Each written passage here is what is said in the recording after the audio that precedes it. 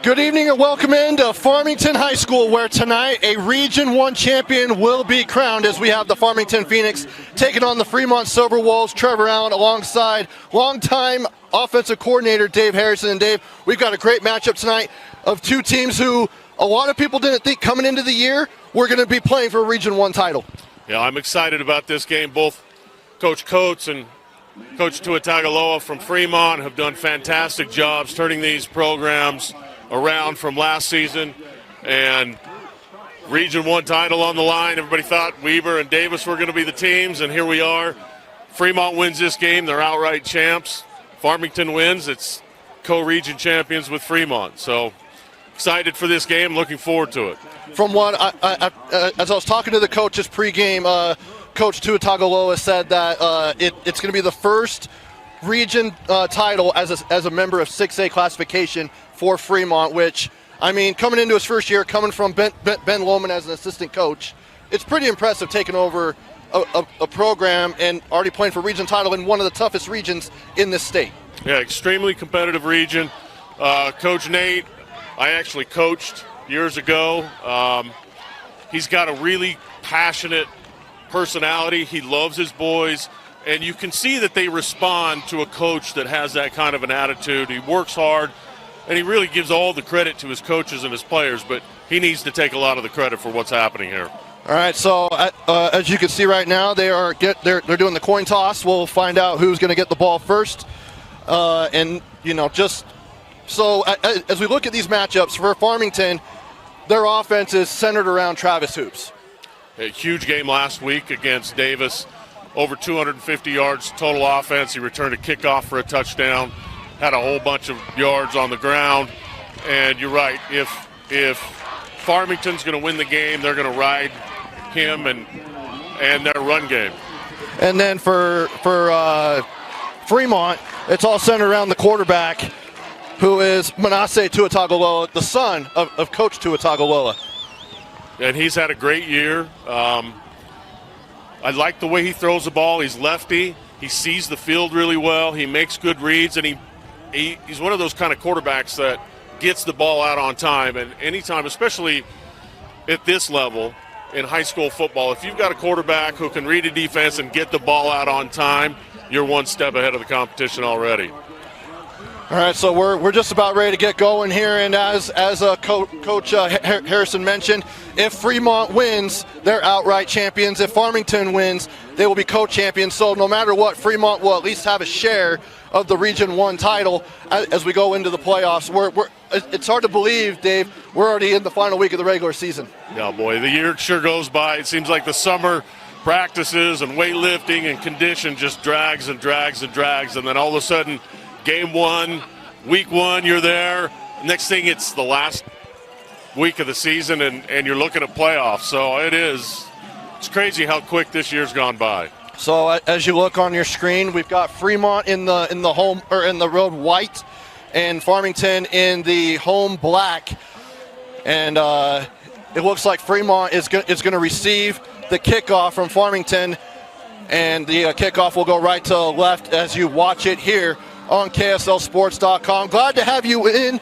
It's going to be a great one as a Region 1 title and a champion will be crowned here tonight, as we're just days away from the big reveal of who will be what seed in the playoffs.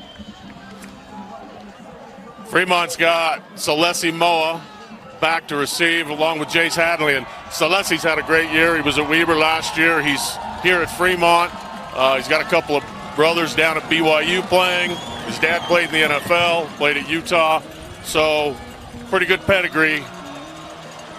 Yeah, Moa has 6 touchdowns through the air on the year, which is tied for the lead, and then Hadley's the other one who has six touchdowns, so 12 just between those two coming from Manasseh Tuatagaloa. As we're getting ready to kick it off, and we are underway here from Farmington High School on the Rewind Sports Network. It'll go way into the back of the end zone for a touchback, so they will come out to the 20-yard line, and it's our first look at Manasseh Tuatagaloa and the Silverwolves offense. Coach Tuatagaloa told me early this week that they've got to control the trenches to win this ball game. They need to control the clock, stay ahead of the chains, and let their defense do what they've been doing. We'll see how they start. If heading dead into the wind, it may be a first quarter where they run the ball a lot. Yeah, definitely. The wind is whipping so far, and the sun's already gone down, so you don't have to worry about sun getting in players' faces and all that as we go here in the gun. Here's Tua Tagovailoa, play action. Now he's going to hand off to number 4. That is John Suka. He'll get out to about the 27-yard line, a gain of 7 on first down. Great start on that reverse. They pulled their right guard. He sealed the edge. Pretty good play by Farmington to come up and get that stop because they had the edge on that. The corner came up, made a nice play. So they'll actually mark him at the 28, so it's 2nd and 2 here. As Tua Tagovailoa is in the gun, he's got 2 wide, both at the top and the bottom of your screen. He'll drop back, quick pitch and catch. Out to number 8, that is Celesi Moa, and he will be marked down at about the 36-yard line, which will be obviously good enough for a first down. That's a strong arm to get the ball all the way from the right hash to the left flat on a line, especially into the wind, and really you get your ball to your best players, and that's what they're doing there. Another good call brings up first down. It's actually a battle of the offensive play callers. Coach Coates calls the offense for Farmington, and Tua Tagovailoa calls it for the Fremont Silverwolves. As it's a fresh set of downs at the 36. Hands off. And that's to their back. He gets a very minimal gain. Looks like a gain of 2. Trying to get the number on that running back. He's around too many of his offensive linemen right now. Nice job by the defensive line up front for Farmington. They're in a 30 front or an odd front where they've got a nose guard, 2 defensive ends, and then typically they'll bring up at least 1 linebacker, maybe 2.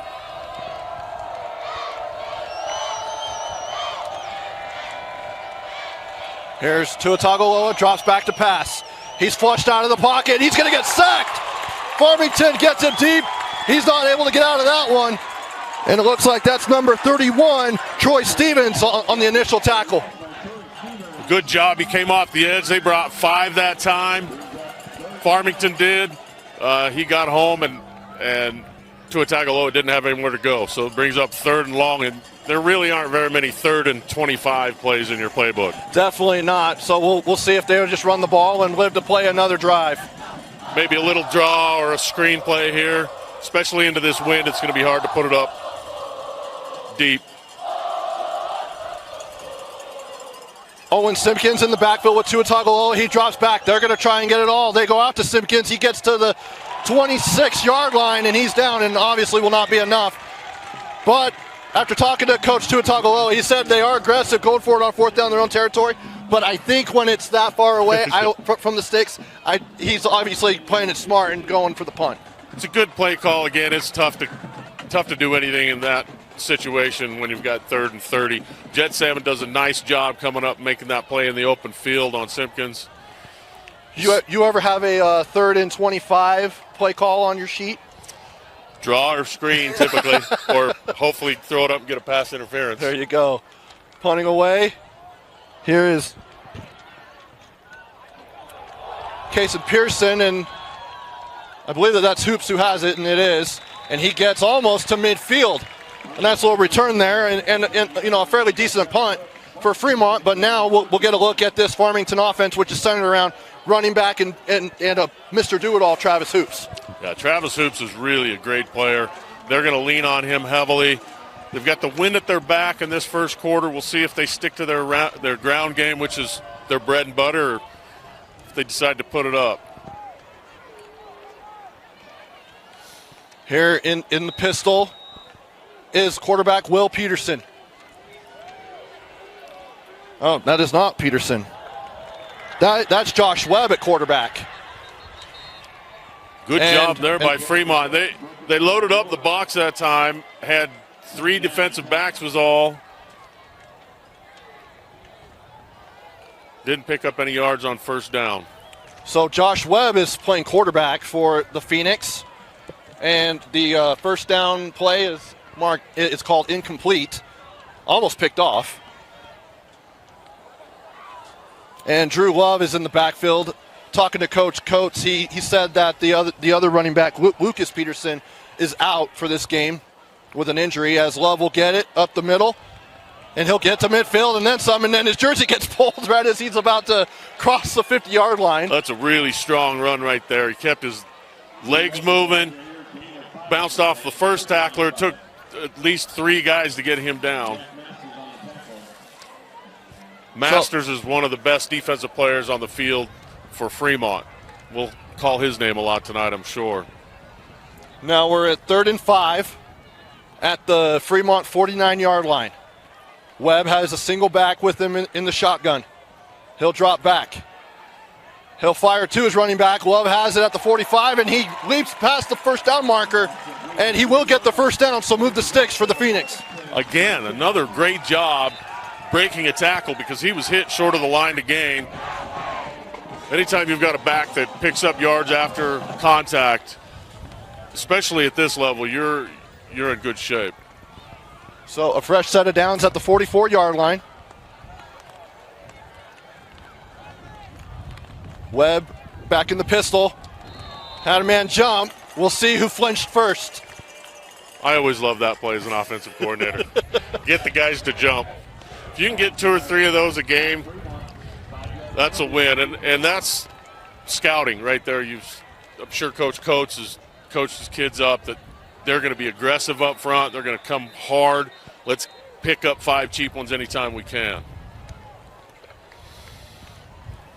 I expect we'll probably see Hoops get the ball right here. Yeah, I was just about to say he's lined up behind Webb in the pistol. He'll hand off to Hoops, just as you called it, and he'll get up to the 30-yard line. And really, it looked like he wasn't going to be able to go anywhere, and he's able to pick up the first down with ease. He did a nice job. He looked like a wide zone play where they teach you to cut up the field. Inside zone, they're teaching you to cut back, and he did a nice job, put his foot in the dirt, got upfield, picked up another first down for Farmington.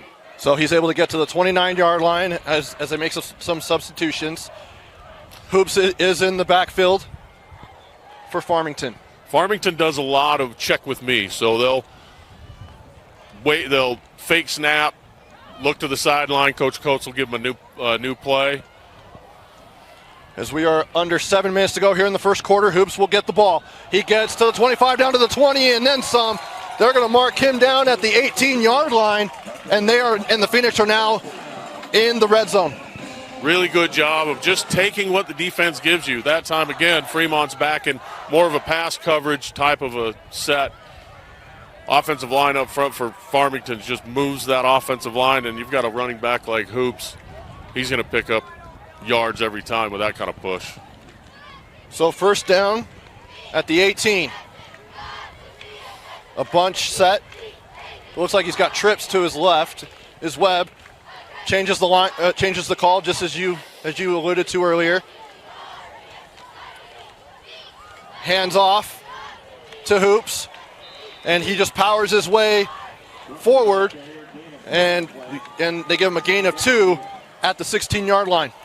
Again, yards after contact. He was hit in the backfield.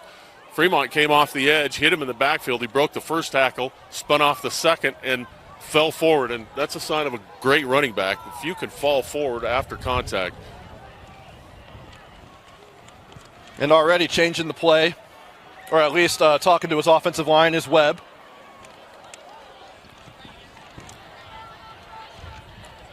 Josh Webb, he'll hand off to Love, and he'll get just a couple more yards. They're just chipping away as they get closer to the end zone, Dave. Yeah, anytime you can pick up 3 or 4 yards a carry, you're winning on offense. So that now brings up 3rd down and 4 from the Fremont 13-yard line. I expect you're going to see some pressure from Fremont. Typically you get inside the red zone like this, you're going to get a lot of people at line of scrimmage. Love drops back, swinging. Oh, deflected right there. That's number 33. Drew Hassel. Hassel, he probably could have picked that off, but I think he was more worried about just batting that down and now forcing Farmington to kick a field goal. It's a good thing that he got to that because there was nobody on Love out of the backfield. He would have walked into the end zone. There also was, had he picked that off, we could have had a big man touchdown. Yeah. on the other way, which is an offensive coordinator's nightmare, I'm sure. So back to kick is Jackson Bainan. And, could we have a rough in the kicker? He did get hit. The field goal is good. We'll see what they call here, because if it's running into the kicker, I think either way, because it was 3rd and 4. I think either way, you're going to take. I'm pretty sure we have first down. Penalty. If it's roughing the kicker, it's an automatic first down. But if it's running into the kicker, that's a 5-yard penalty.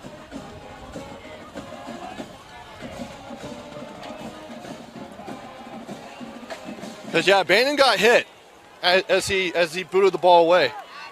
Looked like Moa came off the edge and kind of got chipped a little bit and lost his balance. Went into the kicker for that penalty.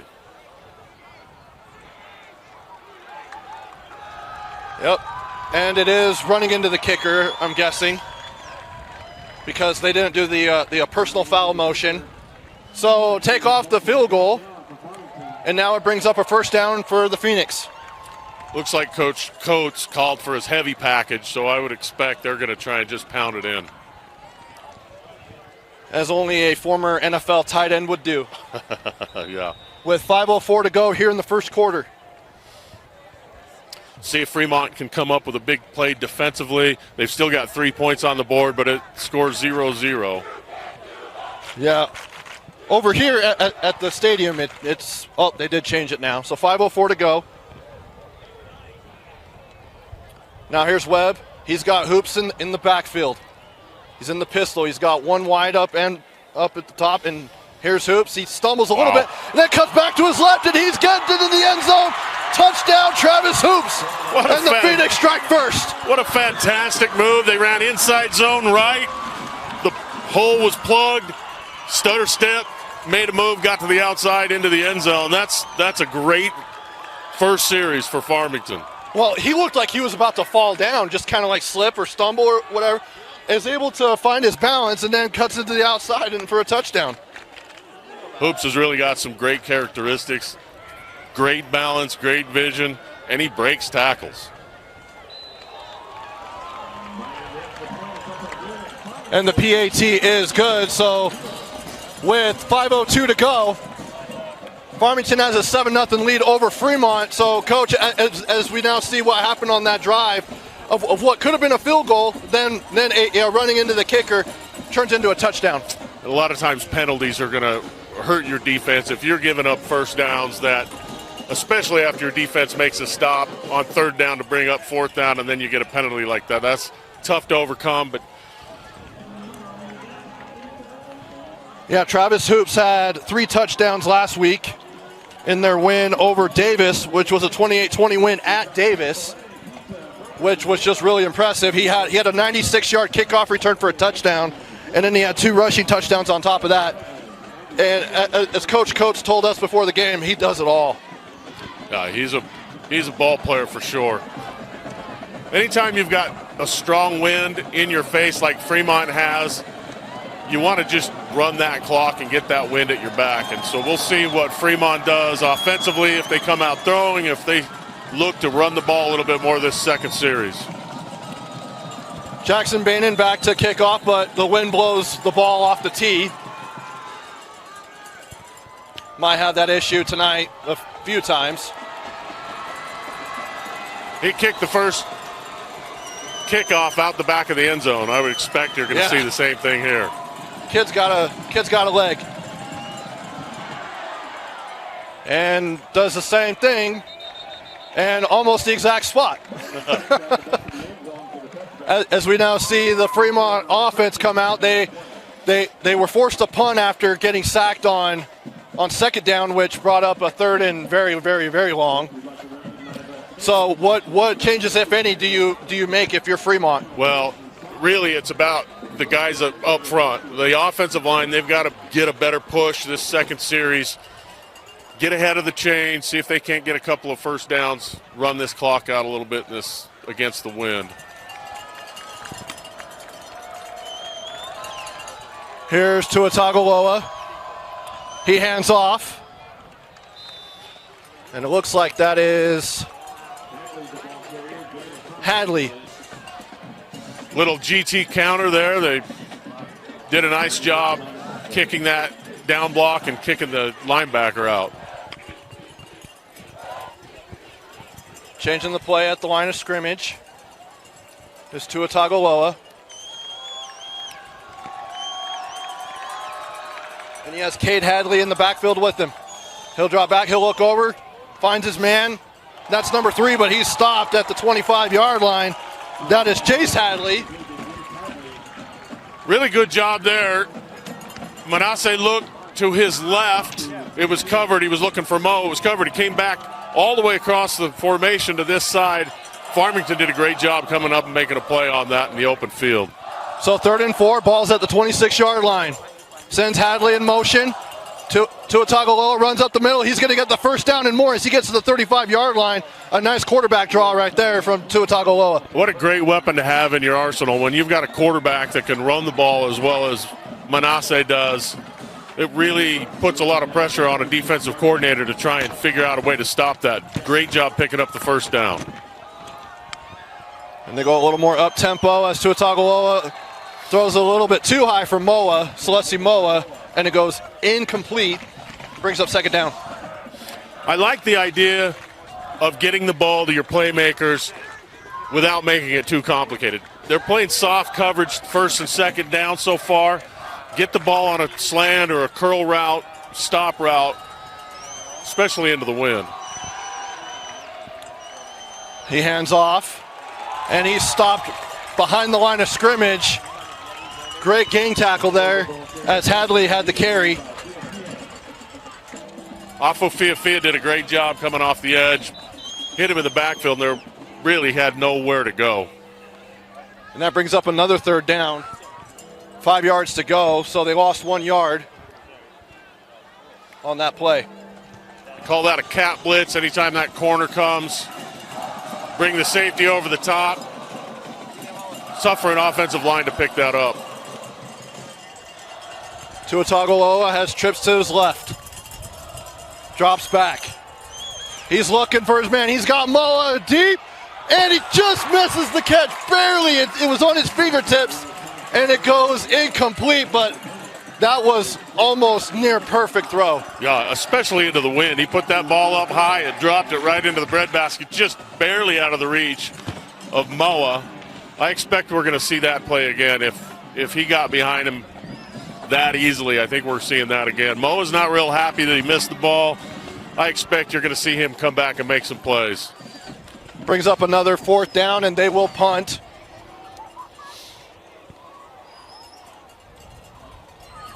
From the 35-yard line. And the kick is away. And Hoops has it. He will call for a fair catch at the 31-yard line, which now brings out the Farmington offense, who is coming off of scoring a touchdown on their first drive. Offensive line did a great job for Farmington on that first series. I expect that we're going to see Hoops run the ball until they can stop him.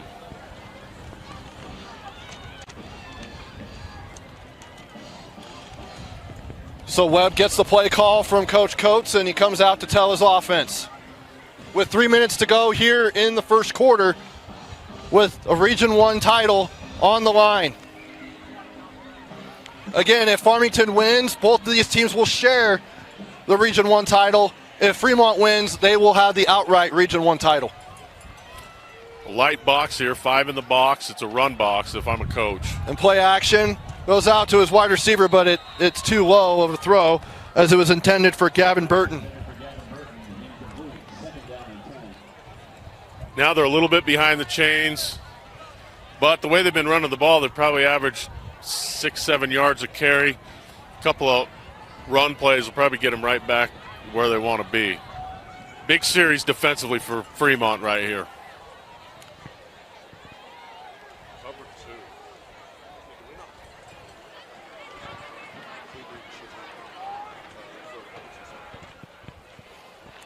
Webb is alone in the gun. Drops back, fires, he's got a man at about the 37-yard line. Empty formation, typically you're looking to go weak side, which is where the defense is more vulnerable in an empty formation. typically you're going to get your worst cover guy on the slot on the weak side of that. They did a good job just taking what Fremont gave them. Big 3rd down and 4 here. Tanner Nielsen was on that catch for Farmington as it's now 3rd and 4.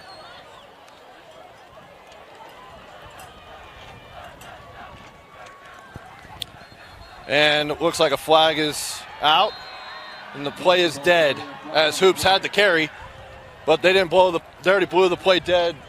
Like, it seemed pretty late to me. Yeah, I'm not sure if Farmington reacted to the 2 linebackers that were showing blitz from Fremont. Looks like that's what happened, so it brings up 3rd and long.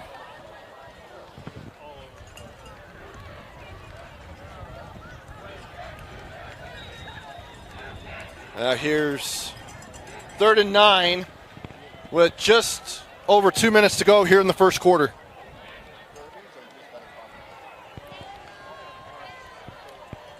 In the pistol again is Webb. Bobbles the snap, drops back. He finds his man. It's Tanner Nielsen once again, but he is stopped at the line of scrimmage, it looks like. And it'll bring play 4th by down Bubba up. Colford.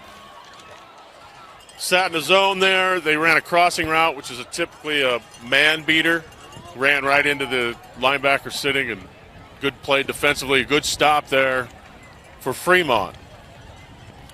Now Fremont should get clock's running. They should get the ball back about a minute, run the rest of that clock off, and get the wind at their back for this next series. And the punt by Bainan is away. And that's number 7. Parks Benson with a pretty good return there for Fremont. They've got the ball, their best starting field position of the half. If I'm calling plays here, I'm going to run the ball, get the clock, run out at the quarter, flip the field so I've got the wind at my back. That's a good observation there. We used to play games down at Maple Mountain, and there's always wind down there. And you really had the Windy City? Yeah, you really had to play call based on the wind direction. Yeah.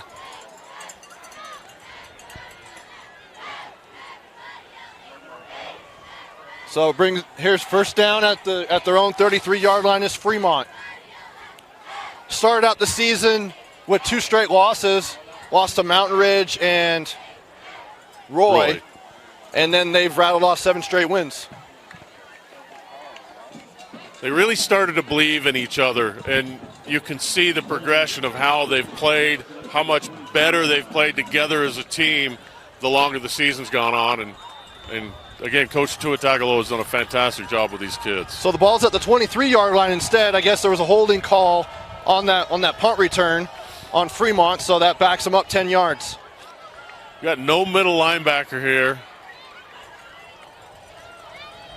Tua Tagovailoa has his man, but catches it as he's with his knee down, and that is Cameron Wolf on the catch. So pretty Again, much Fremont, at the line of scrimmage. Fremont looking to get the ball out quick and the void in that defense where that weak side or the weak side corner is playing off. They're just trying to get the ball to the playmakers, but unable to do so there.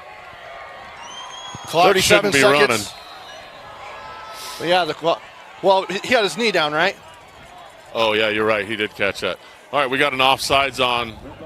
So Farmington now with another penalty, this time on defense. 35 seconds left, and the clock is running now. Well, it was. They've just moved it to 34, and that's it.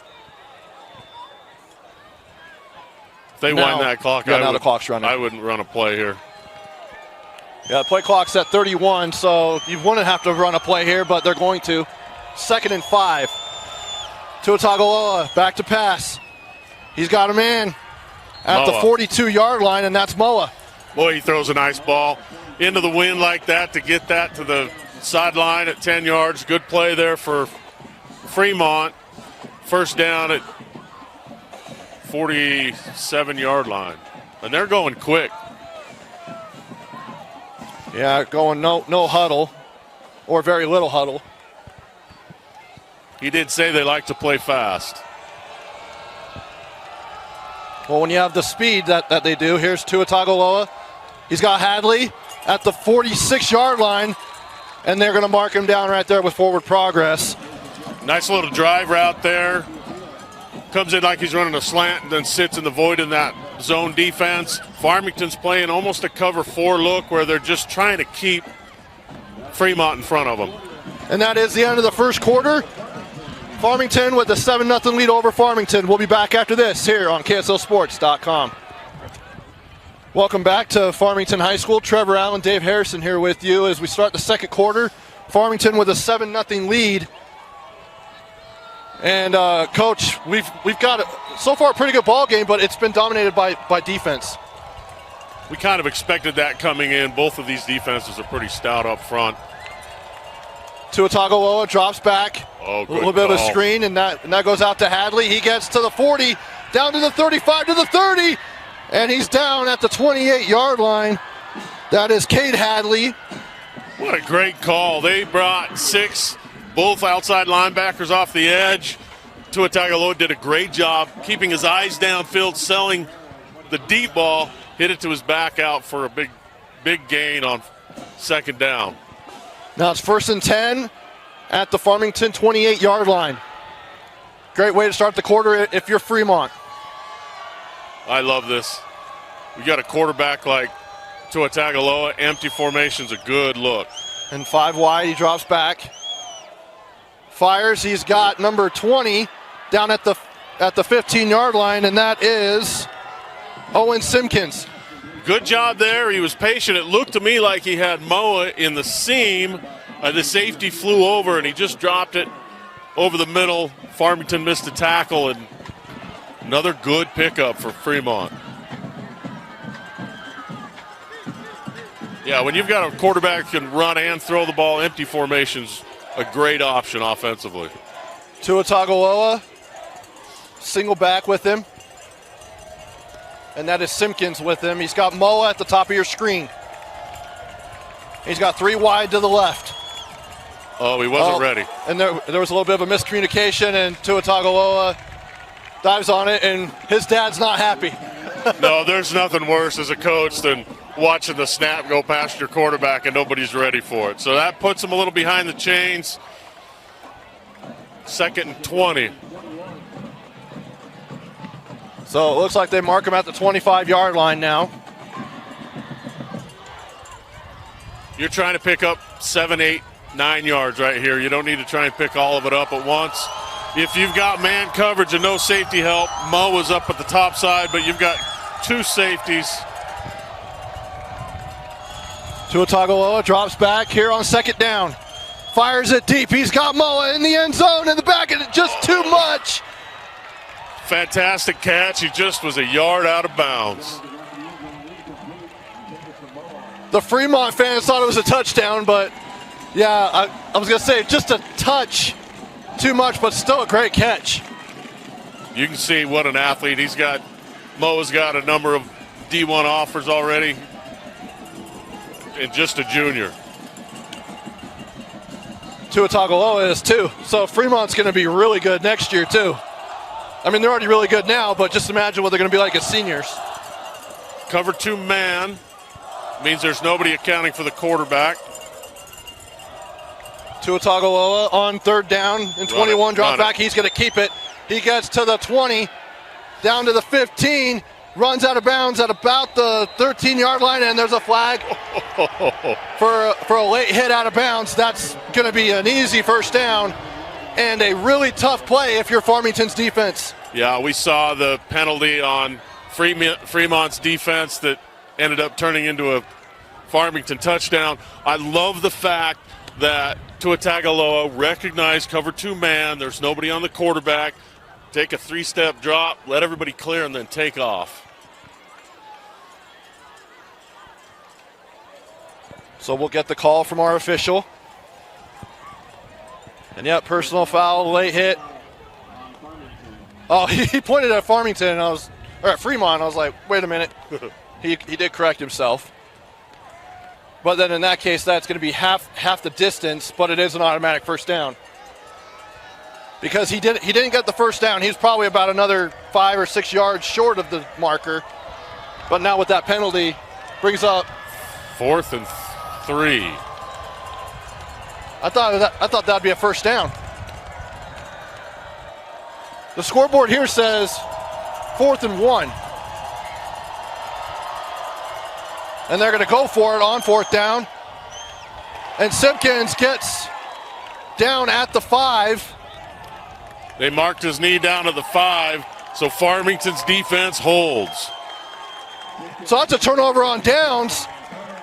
I'm a little confused, Dave. I thought that was isn't that an automatic first down if it's personal foul? I thought it was going to be an automatic first down, and I wonder if Coach Tuatagaloa thought the same thing. Well, either way, Farmington takes over on downs, and they're backed up at their own 6-yard line. So another stop from Farmington's defense. We'll see if Fremont loads the box up to stop the run, because I imagine that Farmington's just going to try and pound it out of the own end zone. Yep. And keeping it looks like that was Hoops in the backfield. A little wildcat action. Good job there by Fremont defensively, not letting him get outside. You've got to really contain him because he's got a great cutback.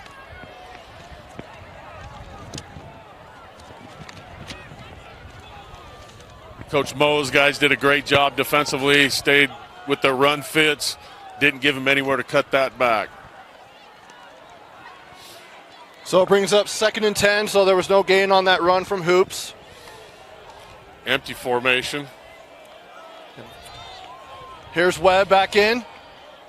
He'll look for off of Fia, but it goes too low, and it is incomplete. Brings up 3rd down. Anytime you get the nose of the football down into the wind, it's going to go low just like that one did. Now they're 3rd and 10. They've almost got to throw the ball. They've got Hoops as slot.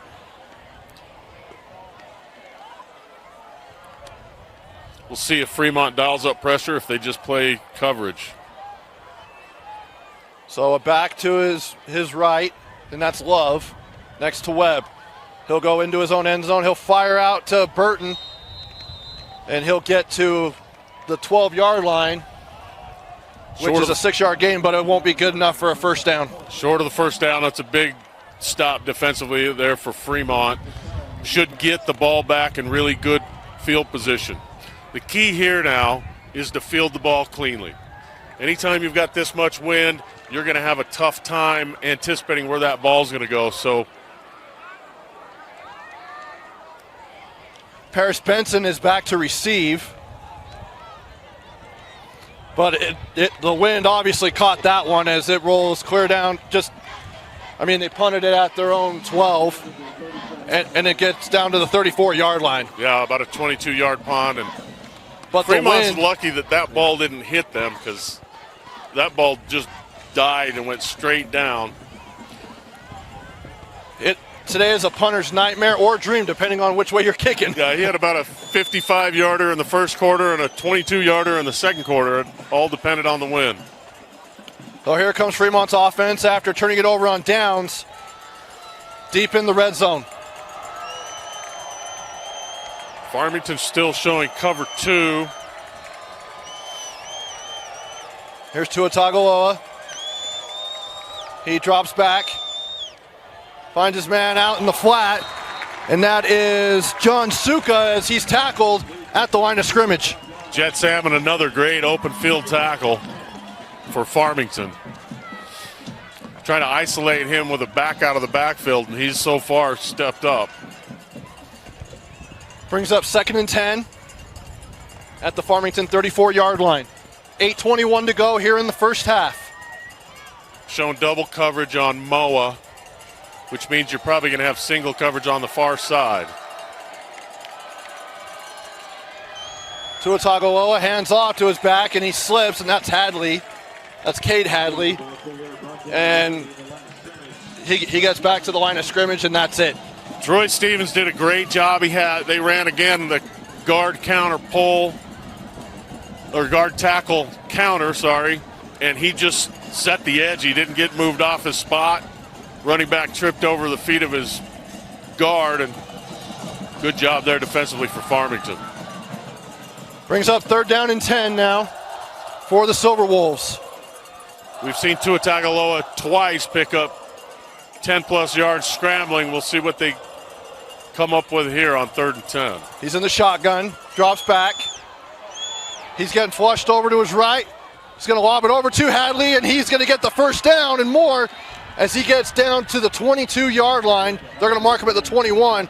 But what an improvised play there from Tua Tagovailoa. Really good job of avoiding the pressure first, and then once he breaks contain, he keeps his eyes downfield, finds his back out, picks up another first down.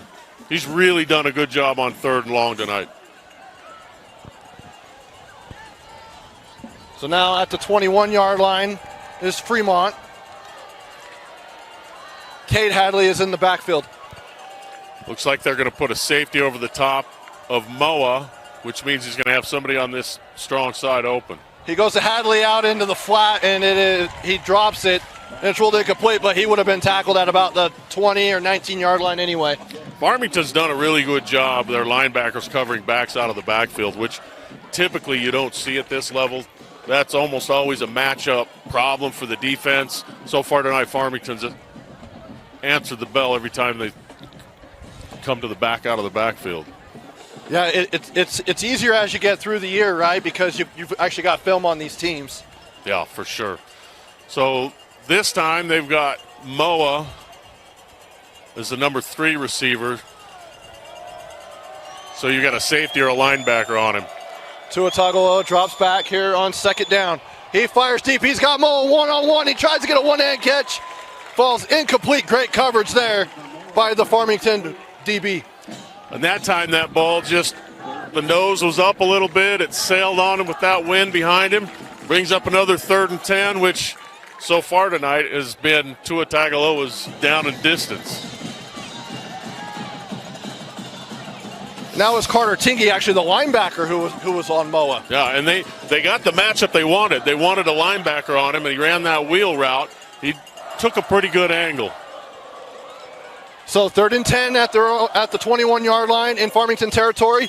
Takes a snap, hands off to Cade Hadley. He's going to plow through. He's near the marker. Really good call there. I don't think Farmington was expecting a run, whereas they've dropped back to pass every time they've had 3rd and long. They picked up 8.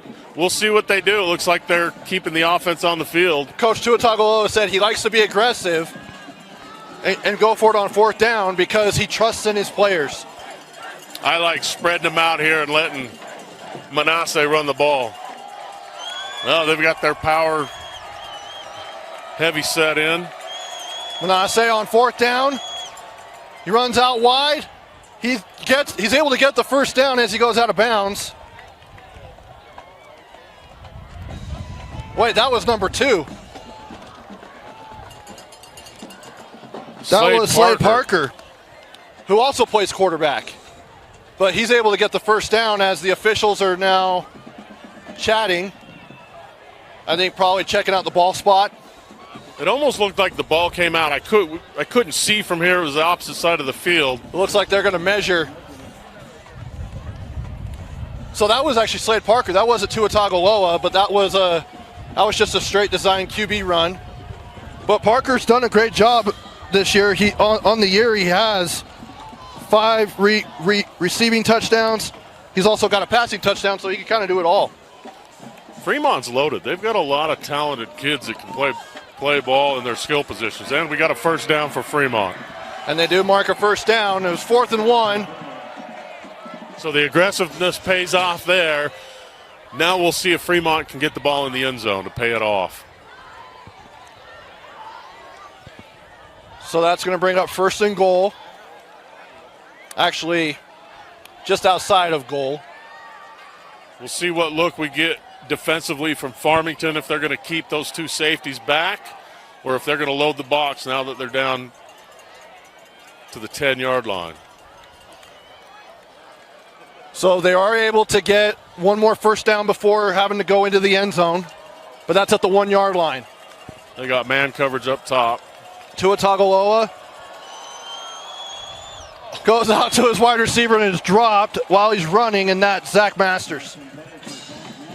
It's a couple of times we've seen Tua Tagovailoa hit his receivers in the hands and just not able to control the ball. Is there like too much zip on the ball, do you think? He's got a really strong arm, and the wind behind him, you know, you can't really float it with the wind behind you, but they've been playing together all year, so you'd expect that those guys know that ball's coming. The receiver should have caught that. Cade Hadley is to the left of Tua Tagovailoa. He's got Moa out wide. Drops back. Goes deep to and one-handed catch. What a grab, Celeste Moa, and that's a Fremont touchdown. Wow! That's a superstar play right there. Moa just goes up with his left hand, pulls it in. What a great throw and catch by Fremont. You also said it earlier after that drop on that deep ball. You actually said he went to the bench really upset, but he's going to come back and make plays, and he did just that. What a fantastic answer for Fremont. See if they can't get this extra point to tie the game. And the PAT is up, and it is good. So we are all tied up here at Farmington.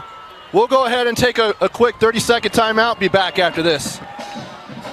Welcome back to Farmington High School. Trevor Allen, Dave Harrison here with you. And Dave, that was just a great drive for Fremont. Had to go for it on fourth down. Also, you know, just making key plays, but it ends with a one-handed catch from Celeste Moa. Yeah, you just let your superstars win games for you. And I like the way Coach Tua Tagovailoa is putting Moa in positions where he can either get a mismatch with a linebacker or a safety, or he gets man cover when you get down by the goal line. And, you know, you just feed your studs, and that's a great offensive philosophy. Here's the kickoff. As Afu Fia is just going to let that one. That one didn't go into the back of the end zone the way that it does for Farmington, but that was still a pretty good kick. But, again, the wind is whipping at their backs.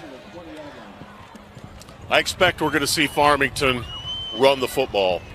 Hoops is such a great player. They're going to do the same thing, I think, that Fremont did, and just give your best player the ball.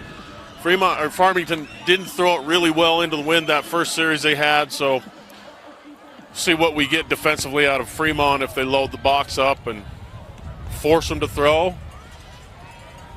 Six-man box. Here's Webb. Cover. He'll hand off to Drew Love, and he'll get about 3 or 4 yards. That was a solid. Oh, they're going to give him 6. A really good job up front. Was able by to get Farmington. a good push. Yeah, really good job on that. Just an inside zone where you're just looking for a cutback lane. Good push up front. So 3 of Farmington's 4 wins came in region play. They're 3-1 in region, but it was a really tough non-region schedule. We'll go over that here in just after this play. As Webb on 2nd and 5. It looks like a counter to Drew Love, and he'll get a first down and more as he gets down at about the 38-yard line. What a run right there by Drew Love. Yeah, I really like the play call.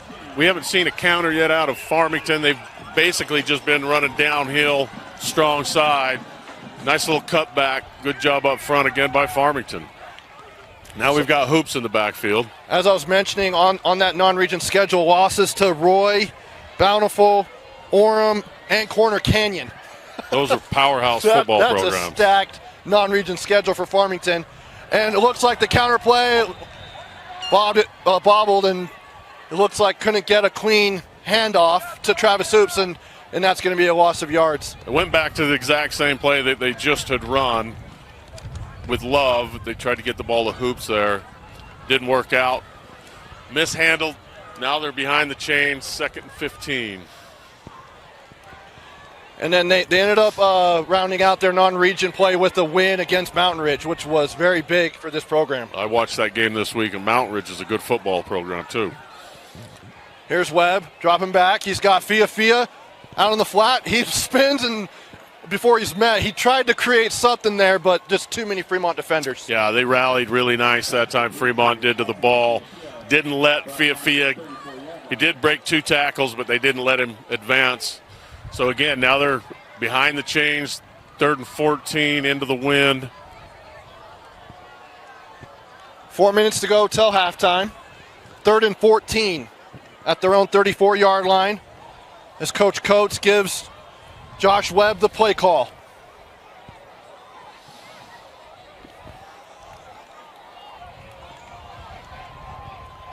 In the pistol, he drops back. Throws it, just throws it behind Gavin Burton, and it goes incomplete. And Farmington's going to punt. And again, they're punting into the wind. Fremont's got to be careful that that ball doesn't come down and hit one of their blockers, but good job defensively there by Fremont. They've got a little momentum, and they've got Celeste Moa back to receive. I would not kick the ball to him.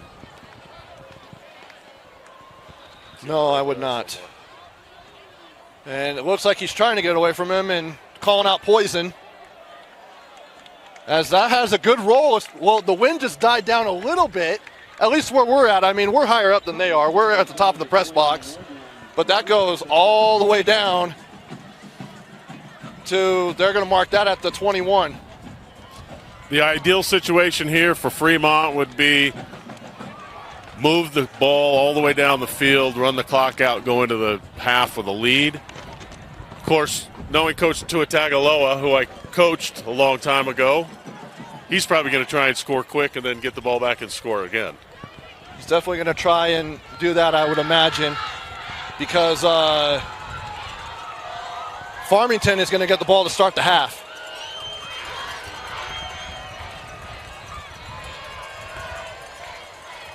Tuatagaloa finds Moa at the 20, spins and just can't get around the corner.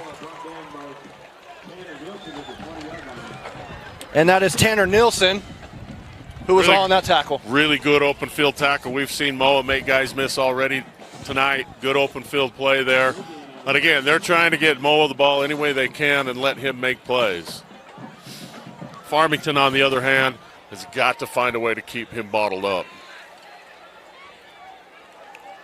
Simpkins is in the backfield with Tuatagaloa. Moa alone at the bottom of your screen.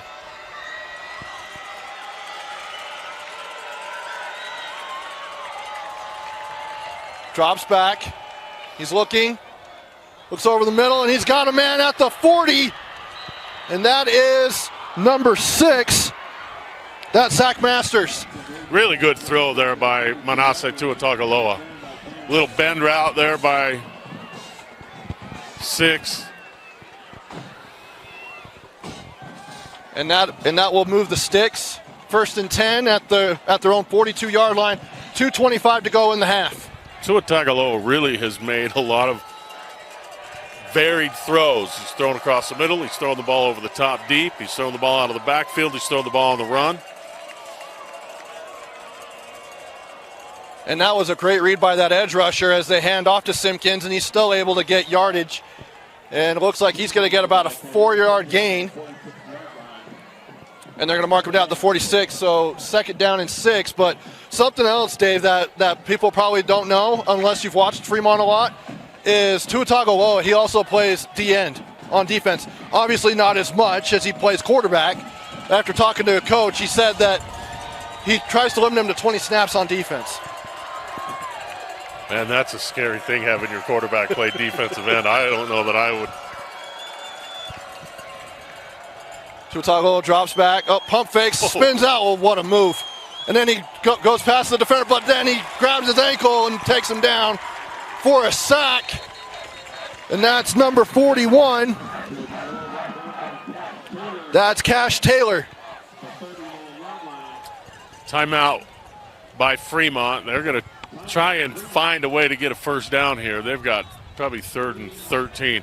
Really fantastic open field tackle. It looked to me like Tuatagaloa, he made one guy miss. I thought he was going to make the second one miss, and then had that happen, he had a ton of room to run. So a timeout. We'll keep it right here. We've got 1:21 to go. At what point, Dave, do you say, okay, we're just going to run out the clock and go into the locker room? What like time point and where you're at as far as field position? Well, I think it depends a lot on game situation.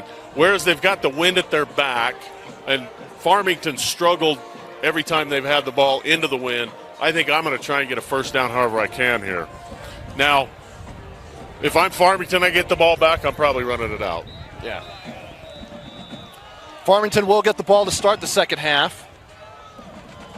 But a tight game so far. 7-7 is our score. Minute 21 to go. 2 timeouts left for Fremont, and Farmington has all 3 timeouts. In the gun is Tuatagaloa. He drops back, immediately fires to Masters, and he's got the first down, and he takes a little bit to get down. He was really getting that last-ditch effort, but they go into Farmington territory and is able to pick up a first down. Tuatagaloa did a great job of throwing to the blitz side. So anytime that a linebacker comes from your right, you're looking for that receiver off that right side. He did a nice job finding the seam. Tuatagaloa drops back again, and it looks like there's going to be a hold as Simpkins gets to the 40, down to the 35, and upended at about the 32-yard line. There's another flag. I'm guessing the one over here at the 49-yard line is probably holding, but we're going to find out what's this back end and maybe if they offset. It looked like he may have had a block in the back downfield.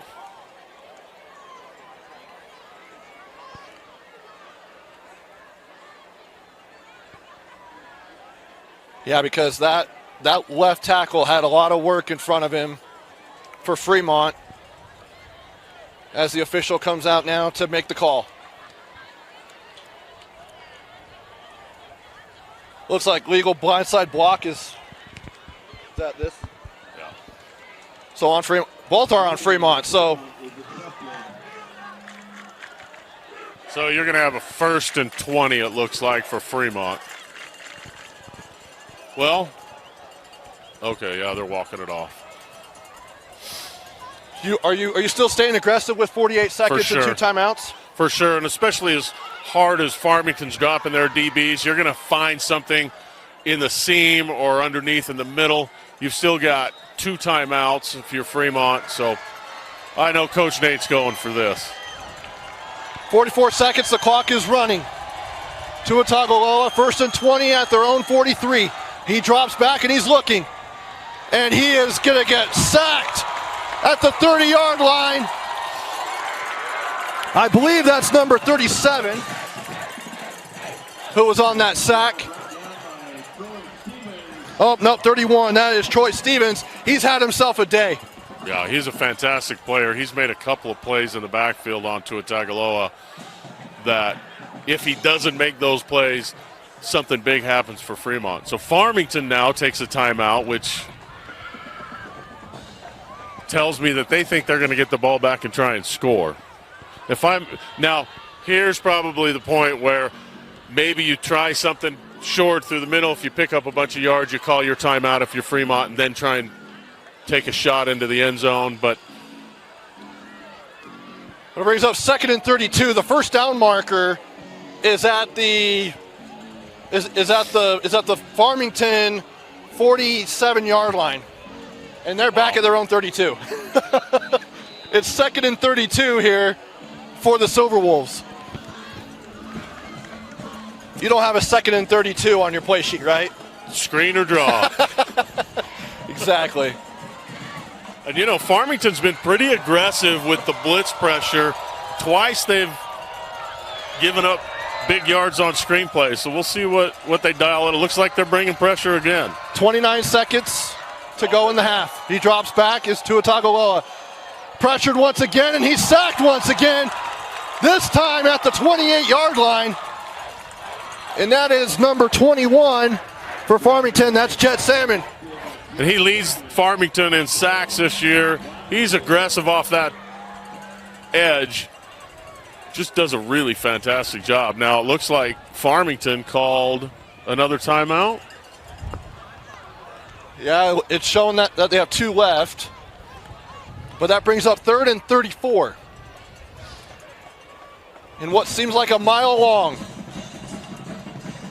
Again, the chain gang is clear up here at midfield when the ball marker is clear back in the deep in Fremont territory. And there was a holding call on Fremont as well, but Coach Coates decided to decline that penalty. Probably to bring up third down, right?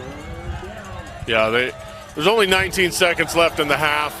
I wouldn't be surprised to see Fremont keep the ball on the ground and force Farmington to use their last timeout. Actually, it shows they've got 2. Yeah, they do have 2 timeouts, so they've only called 1. 19 seconds left. The clock is stopped. Tua Tagovailoa is in the gun. Once again, bringing some more pressure is Farmington. He spins around it. He'll look deep. He's got a man. And he's not going out of bounds. I thought he would. That's number 2, Slade Parker. And that should force a punt by Fremont here. Probably not enough time to do anything if you're Farmington. Are you telling them to go out of bounds, though, or are you trying to tell them, hey, let's just chew up the clock when it's 30-plus yards to the first down? I wanted to yell down to him to stay in bounds so that the clock runs out. But kids that have an aggressive mindset, they're thinking, stop the clock, get out of bounds, and we'll see. They're going for it here. 4th and 17 with 8 seconds left. Maybe this play will last 8 seconds. We'll see. Here's Tua Tagovailoa. He's looking deep. He's throwing a prayer, and it is incomplete. Time runs out. And that runs out of time, so that was an 8-second play right there, Coach. So at halftime, it's 7-7. Coach, thoughts as we go into the break? Well, this is exactly kind of what we thought it was going to be, a heavyweight match. It's going to be one in the trenches. Farmington really started out strong offensively. Fremont answered. Both offenses were successful with the wind at their back, so I expect the second half we're going to see a lot of that same result. So at the half, we are all tied up at 7 with the Region 1 title on the line. We'll be back with second half action in a little bit here on KSL Sports. Trevor Allen, Dave Harrison here with you. Just about to start the second half. And, Coach, in order for anyone to win in this game, what do Farmington or Fremont need to do to come away with the win? I think Farmington has to rely heavily on hoops and the run. That's what they had the most success with in the first half. And defensively, Fremont struggled a little bit against the run.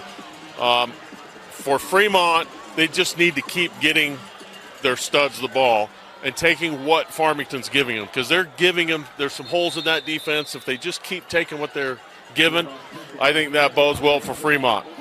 So Farmington's gonna start the second half with the ball. Their lone touchdown. I'm trying to remember who scored that touchdown. Wasn't it Hoops? It was, it was Hoops. That's right, because we were talking about how he came off a great game last week, which he had 3 touchdowns last week. One of them was a 96-yard kickoff return for a touchdown as Farmington went and stunned Davis at Davis. Interesting that Fremont chose the wind in the third quarter at their back versus in the fourth quarter. Here's Josh Webb. He hands off. I believe that's to Drew Love. Or is that to Hoops? I didn't catch his number before. Pretty good pickup of 4 yards on first down. That was Hoops. And someone that you've mentioned throughout the broadcast is that Travis Hoops needs to get involved, but it seems like you got to do it in a little bit different way than just running up the middle, right? Yeah. Well, and they did try and get him the ball on that counter in the second quarter, ended up as a fumble. So we'll see if they keep giving the ball to him. Sends a man in motion. Webb hands off to Hoops once again, goes up the middle and is stopped once again. I would imagine that Fremont at the half talked about making sure and stop Hoops on the run, because he's going to be the key for Farmington to be successful. I just got to say, Coach, the people here at Farmington are very gracious. Yeah, fantastic. They brought us drinks all the way up on top. They brought us shirts. Really happy with the reception we've got here. Here's Webb on 3rd and 4. Big third down here already. He rolls out to his right. He's looking. Throws a dart to Afufia. We'll see if they do mark him down with a catch, and that looks like it's going to be a first down. He threw a dart right there. He was sitting in a zone coverage, put the ball in the only spot he could, which was low and away. Nice catch there by Farmington. Good way to start the second half. And that'll move the chains here for the Phoenix. Fia made a really nice play on the ball there. Someone who I thought would maybe have their number called a little bit more was Afufia. Yeah, I did as well. Watching film this week, I thought he'd get the ball a little bit more, but. And Drew Love has the ball, and he finds an opening, and he gets to the 45-yard line before he has two defenders pulling on his jersey, and he's down at the 47-yard line. What a run by Drew Love. Really good job there up front by Farmington. They just ran an inside zone. He found the cutback lane, got up. Really good start for Farmington. We'll see if they just keep pounding the ball, especially going into the wind. Just under 10 minutes to go here in the third quarter. Was about to take a snap and looks over at the coach, Coach Coates, who's also the offensive coordinator. He'll hand off to Drew Love once again. He finds another opening. He's at the 40, to the 35, down to the 30, and they'll mark him down at the 28-yard line. Back-to-back great runs by Drew Love. Yeah, that time, inside zone left. They got really good push up front by Farmington's front five. We've got a penalty flag on the field. I'm not sure if it was a tackle around the head and they're going to get a 15-yarder tacked on to the end of that run. We'll see what the call is. Here comes the white hat. Personal foul, face mask. Braxton caught him, the left guard for Farmington. Just absolutely beat his guy off the ball that time. And I expect they're going to just keep running the ball. If it ain't broke, don't fix it. Especially from Drew Love. That was somebody Coach Coates said, because Lucas Peterson, who's another stud running back for this Farmington team, he's injured.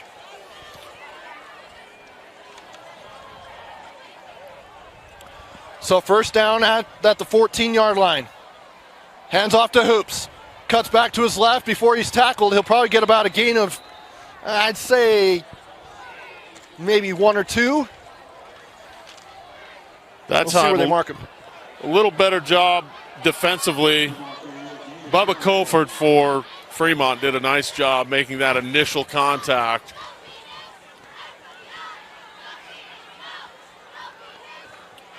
They say no gain. He was able to get back to the line of scrimmage. Now Drew Love's in the backfield. He had 2 back-to-back great runs that has led Farmington here into the 12-yard line. They gave him 2, actually. Here's Hoops out in the flat to the 10, down to the 5, and he's going to get tackled out of bounds, and another flag is thrown. I wonder if maybe another face mask or... I think we've got a hold on the receiver. Okay. Tough to tell from here. Yeah, it's on the far end of where we're at. But Travis Hoops getting involved early. Personal foul, another face mask. That's tough as a defense. You're already giving up 2 big plays, and then to have it be added on by 2 face mask penalties in the last 4 plays. Really good job of getting him the ball in space. Once Hoops is out there one-on-one, and Fremont was in a cover 0 where they had man, they loaded the box to stop the run. They got Hoops out in the flat. Good play call there by Coach Coates. Oh, and the football landed in the end zone. Or something. That's not a football. That's something else. Somebody's hat blew onto the field. I mean, it happens. I chose to not wear a hat tonight for that reason. Here's Webb. Looks at Webb, and he's got, or not Webb, he looks at Hoops and another touchdown. That's number 2 on the night and number 5 in the last 2 games. He really, really had a good series there. Coach Coates called a really good series. And anytime you can get your guy out in space like that, you're going to win. Now, that almost got picked off. Yeah, that that was probably a step away from getting picked off. A little surprised that after marching the ball down the field, running it, that they threw the ball once they got inside the 10. And the kick is up and good by Jackson Bainan, and that gives the Phoenix a 14-7 lead with 8:13 to go. We'll be right back after this here on KSLSports.com. High school, Trevor Allen, Dave Harris here with you. And, Coach, that was of what the doctor ordered for Farmington. Yeah, I imagine that when they went into the half, they said, we've got to run the ball starting the second half, and they needed to get a touchdown. And that's a big touchdown because it's into the wind, and, well, it may not seem like a big deal. As a coach, especially if you're Fremont, you've got some pressure on you now. You've got to score with the wind at your back, especially as much as you throw the ball. So a little bit of pressure here on Fremont to answer. But what a couple of games for Travis Hoops, as Fremont will take the ball out at the 5-yard line, and they're going to pitch it around to Simpkins. And a flag is thrown. I'm going to guess a hold on Fremont. Blocking the back. Or blocking the back. Yep. They ran a little reverse. The first time we've seen a kick returned by Fremont, because every other time that they've returned the ball or been on kickoff return, the ball's been kicked out of the back of the end zone. But it's actually been, they've always been kicking off north. Yeah, they've been kicking with the wind. So Fremont's going to start the ball deep in their own territory, probably around their 7-yard line. Oh, they waved it off. Oh, okay. It was a little bit ticky-tacky. I saw it was on 20, but it didn't look like he really touched him. Yeah, you don't really want to get ticky-tacky at this point. I mean, I get it if it's for like a game winner or something like that, but I can see just letting it play out. Here's Tua Tagovailoa for the first series of the second half, and it looked like it was going to be an option, and he just decided to keep it and go up the middle. Designed run there by the quarterback. Good job by the interior of the defensive line for Farmington. Stayed with it, stayed in their own fits, and made a nice play. He gained 1 on that play. At their own 16 now, it's 2nd and 9 for Tua Tagovailoa. Really, really good job because there's only 5 men in the box.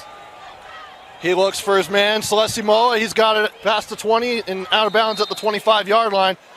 Looks like they'll probably actually mark him down at the 24. About a yard short of the first down. Which brings up 3rd and 1. Or 2. And it looks like they're going to go up-tempo.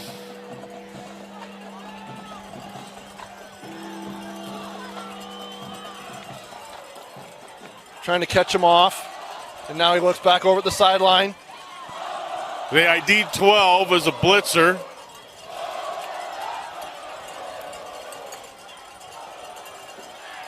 And he looks to Hadley, and he gets the first down. That's Cade Hadley. Great job of breaking a tackle. He was short of the first down marker, ran through the first tackler, picked up that first down. So it's a big first down for Fremont. That'll move the sticks. A 2-yard gain. 1st and 10 for the Silverwolves. Drops back, he looks, he's got Jace Hadley, overthrows him, and it goes incomplete. A little bit of a different look up front to start the second half for Farmington. They're more in a 3-3 stack defense, which is really effective when you've got a team that likes to pull a guard or a tackle. It's tough to ID which linebacker's blitzing, but almost always when you get that kind of a defense, you're going to have at least one of the backers come, if not 2. 7:13 to go here in the third quarter. Fremont trying to win an outright Region 1 title. It'd be their first since joining the 6A classification. Handoff to Hadley. He'll gain a couple. And that'll bring up 3rd down. Another nice job by the Phoenix defense.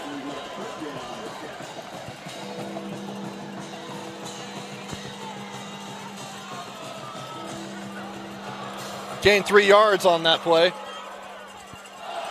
Jet Salmon just keeps making plays for Farmington. Critical third down here for Fremont. Drops back, it's Tua Tagovailoa. He's looking, rolling out to his right. Sorts of time. He's trying to look again now. He's telling him to go further. He's got Moa and almost caught with a one-handed once again. And that goes out of bounds, incomplete, and that'll bring up fourth down. Again, the wind, the ball just kind of gets up and floats, and that wind pushed it out of bounds. It looked to me like when he threw the ball that he had Moa, but again. So 4th and 7. So far, the playmakers who we thought would make plays today have been making plays for both of these teams, with Moa scoring the lone touchdown for Fremont on a one-handed grab at that, and then Travis Hoops with 2 touchdowns on the night for Farmington. Can't say enough about Jet Salmon defensively for Farmington. Yeah, he's been fantastic. So is great kick. So is Troy Stevens. Again, the wind playing a factor. That rolls all the way down. That looked like a college football or an NFL punt right there with the wind. That was about 70 yards in the air. We one time played a semi-pro game in Burley, Idaho, and the wind was blowing like this. And our kicker kicked it from the back of the end zone all the way out the back of the other end zone. Oh, my goodness. It just got one of those roll end-over-end kicks, and it just kept going and going and going. That's awesome. So 1st and 10 now at their own 16-yard line for Farmington. The senior Josh Webb sends Hoops in motion and then sends him back. Zone defense. Again, running goes to True Love. Inside zone that time. Fremont does a nice job making a stop there. And they have to stop the run game for Farmington and get the ball back and try and get in the end zone before this end of this third quarter. It's something that Coach Coates says is their identity is running the ball. And with the backs that they've got and the offensive line, that's a pretty good identity to have. So 2nd and 7, gain 3 on that play was Drew Love. And they're going to go back to Love once again as they fake the jet sweep to Hoops. And they'll probably gain about another 2 or 3 yards on that play. Had a nice little push at the end of that run. I like their clock management here. They're taking their time, running as much time as they can off of this third quarter clock so they can get that wind out of their face.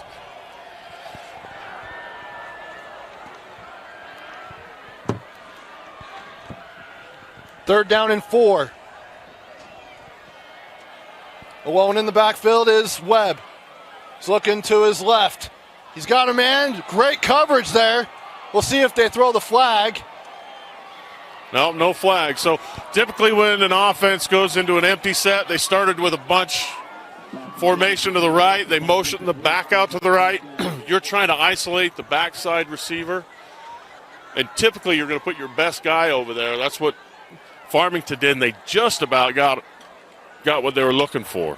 Orion Patton was on that coverage for Fremont. As now it's 4th and 4, and they'll punt it away.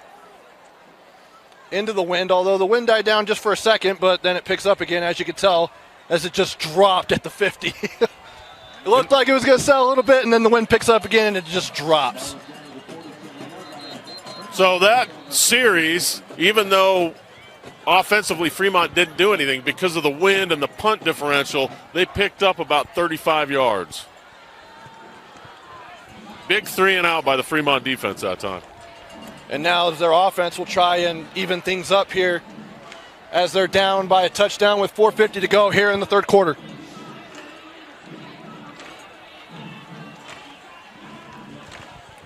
And they are at their own 47-yard line, so near midfield. And there was a hold on Fremont. Again, it seems like on special teams they've been called for that probably 3 times tonight already. Yeah, that's tough, especially when the ball isn't fielded and it's not returned and you still got to get a 10-yard penalty. Still pretty good field position here.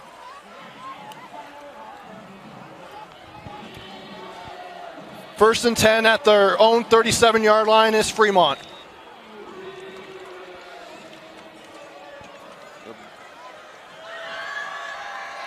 In the gun is Tua Tagovailoa. Drops back, looks, he's got Simpkins at the 39-yard line, and he'll dive down to the 40. Nice catch by Simpkins there. Again, back out of the backfield, trying to isolate him on a linebacker. Linebacker makes a nice play there. But net positive, that's a good start to the series. Gain of 3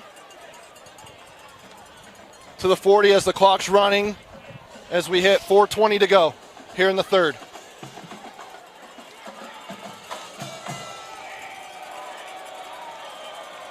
And Tua Tagovailoa, he's got 2 wide at the bottom and the top of your screen.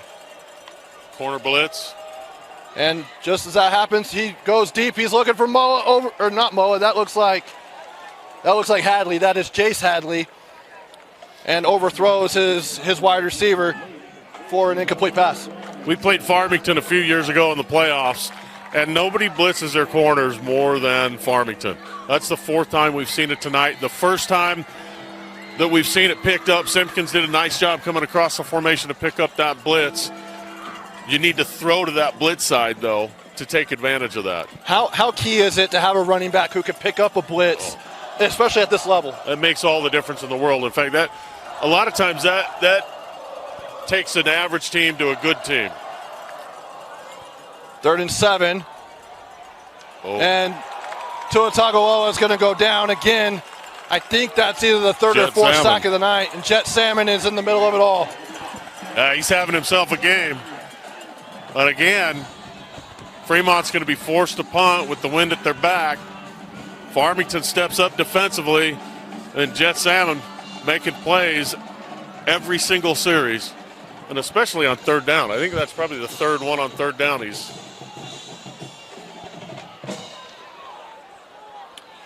Farmington looking for their 4th straight win and their 5th in their last 7. Farmington needs to back up their returners. They'll punt it away. Off the side of his foot, it looked like. Off of Fia's letting it roll down to the 20, and it'll get a nice bounce down to the 18-yard line, make it 19-yard line. So still plenty of field and in a really good position to put Fremont's defense. And we'll see if Fremont can come up with another stop. Farmington came out that first series and just hammered the ball down the field, running inside zone. Second series, Fremont did a much better job of stopping the run game. We'll see what happens here if we see any play action out of Farmington, or if they just try and run the rest of this clock out for this 3rd quarter and get the wind at their back to start the 4th. 3:06 to go here in the 3rd. Webb with trips to the right. He'll look to Hoops, and he overthrew that one, but he picks it up anyway because it was a backwards pass. Yeah, that was a lateral, and really good awareness. It was a good job by Hoops, because a lot of times you'll see kids just give up on it, put their hands in the air. Had he not recovered that, they're in trouble. Fremont that time had 4 defenders over 3. They still threw into that coverage. Good job defensively from a schematic standpoint that time by Coach Moa. Here's Webb. Drops back. He's looking once again. He rolls out to his left. He's got Hoops. He gets to the 25, to the 30, and pushed out of bounds at the 30. And that's a gain of 15 on the play. Hoops trying a little whip route where he starts, runs a 7-yard slant, stops, releases back to the sideline. The eyes of the DBs were in the backfield, and he was standing there wide open. That's about the first completion we've seen Farmington make into the wind. Are you shocked that they're throwing as much as they have on this series going against the wind, especially when they have the lead late in the 3rd? A little bit, but, they've set it up, and I'm sure Fremont's thinking the same thing we are. They've got to run the ball. So pretty good job there of executing that play. Here's Hoops, but they'll give it to Drew Love. He gets to the 35 and almost got blasted, was able to get past that tackle. My goodness. Moa came up, put a hammer came on like him. a rocket. Moa's got that body language now that he knows I've got to start making plays, whether it's on offense or on defense. So we'll see. Moa has that Moa blood in him, which is a tough kid. He's got two brothers playing college football right now, and his dad was pretty dang good himself back in his day. Ben was the first one to ever throw the jump pass. Yep, for the Utes. Under Urban Meyer. Sheds a tackle as Drew Love. And he gets down to the 38-yard line. I believe that was against Air Force. Was that who that was against? I can't remember exactly who it was, but we put that in when I was an offensive coordinator for a team that Ben was my tight end, and he definitely wanted to put that play in. Hey, we've got I told Urban, hey, I could do that too. 3rd and 1 for Farmington. Another big down. Taking their time again, running clock. 35 seconds to go here in the 3rd. Webb, hands off to Love once again. And that'll bring up a 1st down. And will likely be the last play of the quarter. Yeah, really good job, Coach Coates. Game management. I think he's looking at the clock and he's just telling his guys, let this clock run out. We'll get the ball back to start the 4th quarter. And that was actually Travis Hoops on that run, not Drew Love. Apologies on that. So we go down to 12 seconds left and counting. I think they're going to let this one run out. Yeah, no reason to run another play. You've got the lead. Run that clock as much as you can now. And that will do it. So we will have 1st and 10 at their own 41-yard line when we get back, start of the 4th quarter. At the end of 3, it's Farmington 14, Fremont 7 here on KSL Sports Rewind. Welcome back to the start of the 4th quarter here at Farmington High School. Region 1 title on the line. Trevor Allen, Dave Harrison with you. And 12 minutes to find out who's going to win Region 1. Well, at this point, it's Farmington's game to lose. If they can continue to run the clock, maintain the ball, possession, puts a ton of pressure on Fremont, especially now that they're directly into the wind. So it's 1st and 10 at their own 41, now going with the wind. Here's Travis Hoops running right up the middle to the right a little bit, and he'll get to the 45-yard line. They'll mark him at the 46 with forward progress on 1st down. That's a gain of 5. Another good job running that inside zone. The guys up front for Farmington have just really dominated the line of scrimmage, and that was one of the things Coach Tuatagaloa talked about during the week, was that they had to win in the trenches, and so far, Farmington's ahead of the game there. So 2nd and 5 for the Phoenix. Not in any hurry to get down the field, although I think Coach Coates would like another touchdown.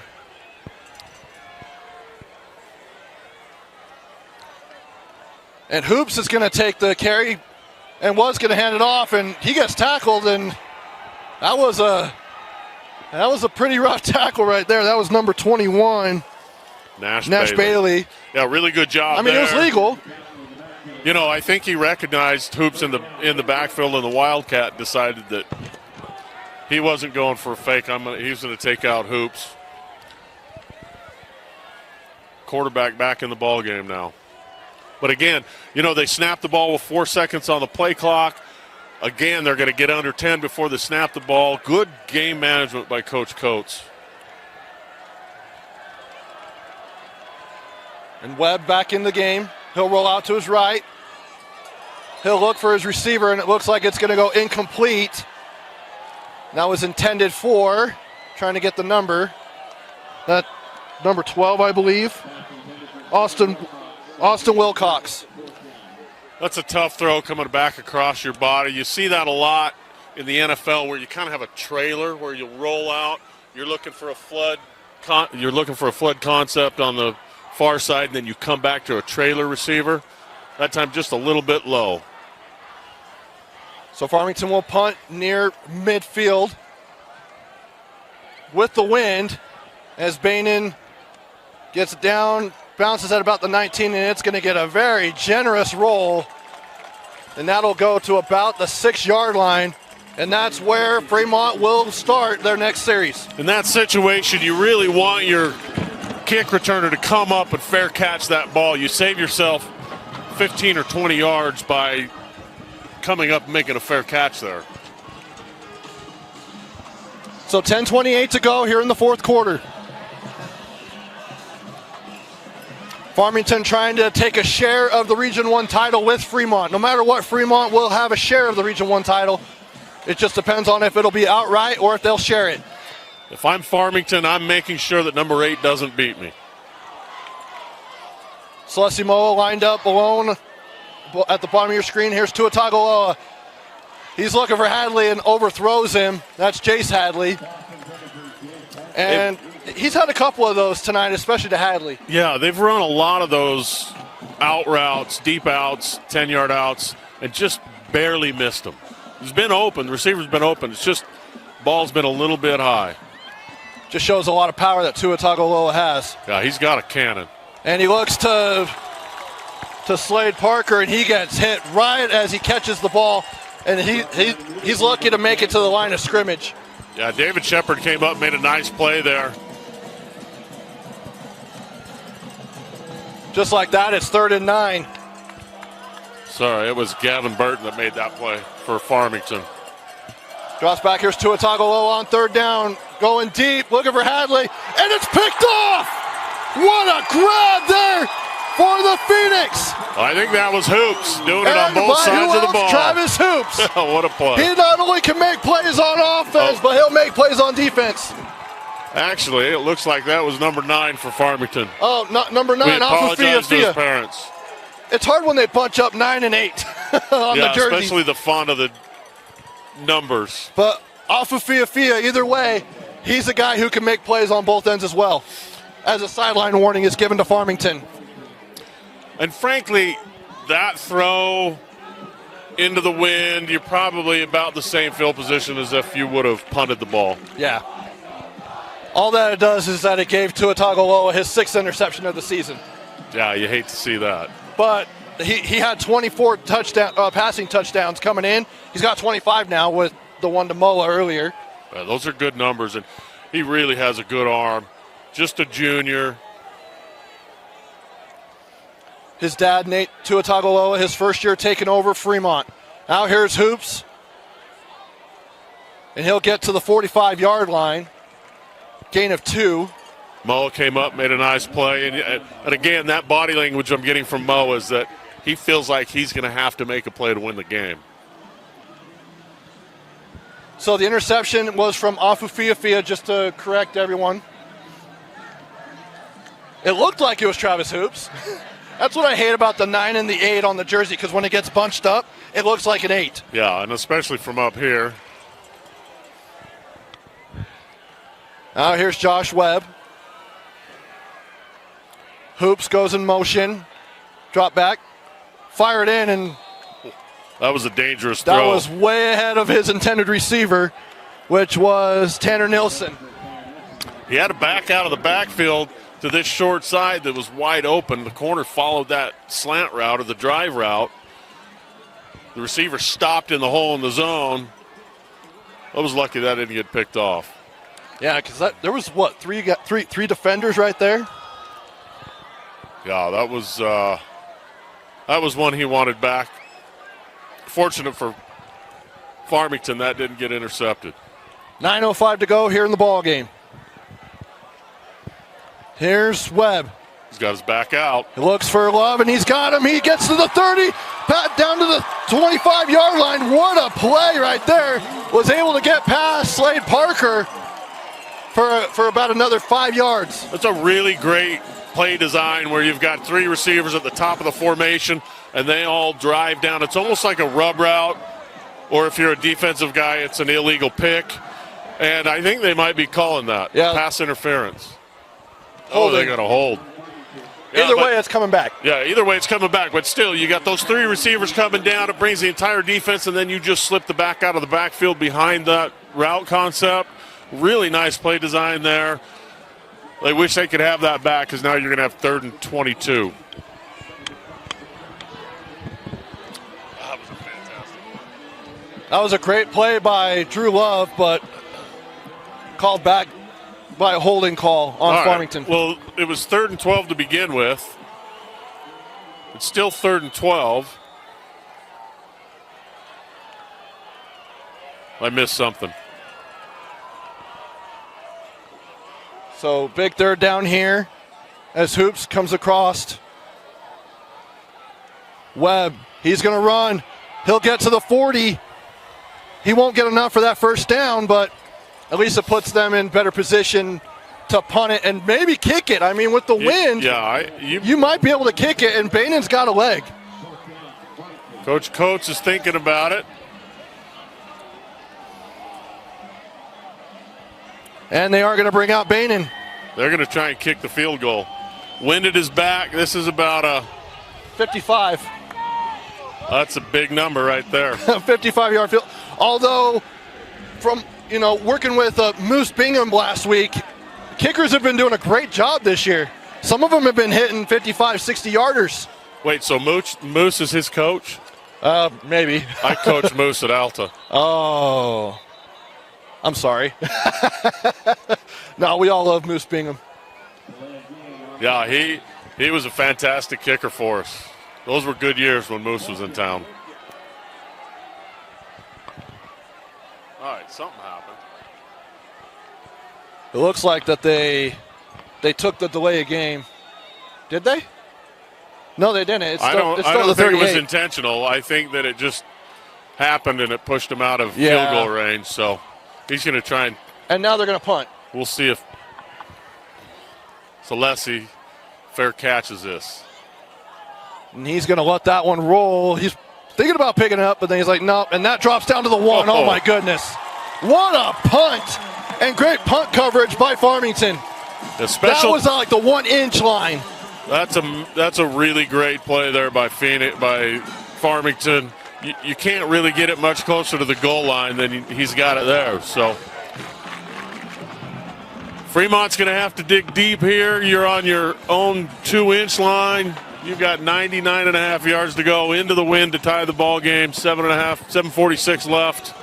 See what Fremont comes up with here. Thing about Fremont, they do have the weapons to get it done, though. This is true. It takes one play. 1st and 10 in the middle of his own end zone is Tua Tagovailoa. Takes the snap. Back out. He's looking. He was looking for Simpkins. Throws behind him, and it falls incomplete. Just a little bit off. He had him there in the flat. A nice little play design back out of the backfield. Just got to execute. Is this something that you would normally practice throughout the week, is being pinned back in your own end zone? Yep. Some of those scenarios? You always do situational where you're pinned back deep. You've got play calls for this situation exactly. Here's Tua Tagovailoa. He's looking for Masters, and it's picked off once again by who else? Fia. He gets to the 20, down to the 10. Stiff arms the man into the end zone. What a play! Touchdown, Farmington! Fia decided he was scoring and nobody was going to stop him. He did a really great job. They tried to run a slot fade. He got bumped off his route. The ball hung a little bit in the air. And how about that stiff arm? Yeah. As he got down to the 5, he just stiff arms the Fremont player, and just without that, he's not in the end zone. Yeah, that's a man's play right there. Fia steps up big. We talked about it a minute ago. We thought we were going to call his name more than we have. 4th quarter crunch time, he comes up big for Farmington. 2 interceptions back-to-back for Fia. And that is on senior night. And Fia is a senior. He's going out in style on senior night. We'll go ahead and take a quick 30-second break. Be back after this. And UCCU, we'll provide you with a low-rate line of credit that makes it easy to access the equity in your home with no fees or closing costs. Simply complete an application on your phone or computer and select the low-rate option you prefer. And then sit back and enjoy the peace of mind that comes from knowing you have a low-rate line of credit. Ready for whatever life throws at you. To learn more or start your application, visit uccu.com or stop by any branch.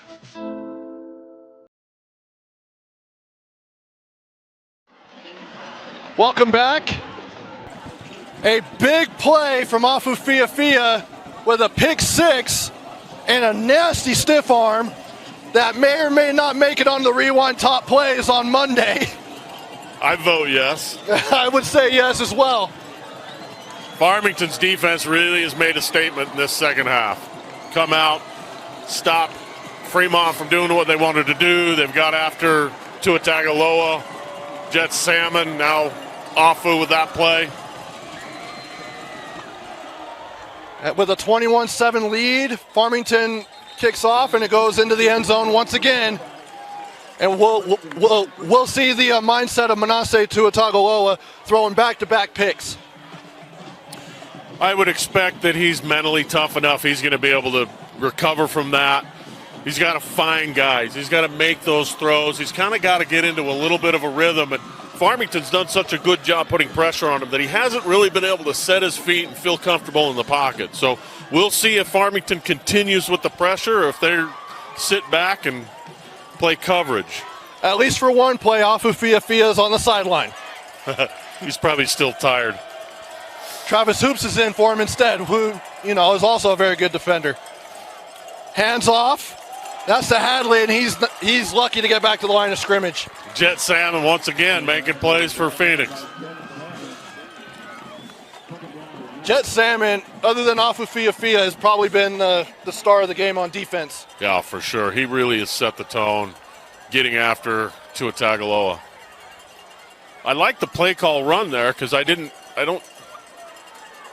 expect it, but Tua Tagovailoa tries to get it to his receiver, and I believe that's Masters, and it is, and just right off his fingertips. And they say it's a game of inches, and that's a perfect example. That ball's 2 or 3 inches shorter. He catches that in stride, and he probably goes all the way.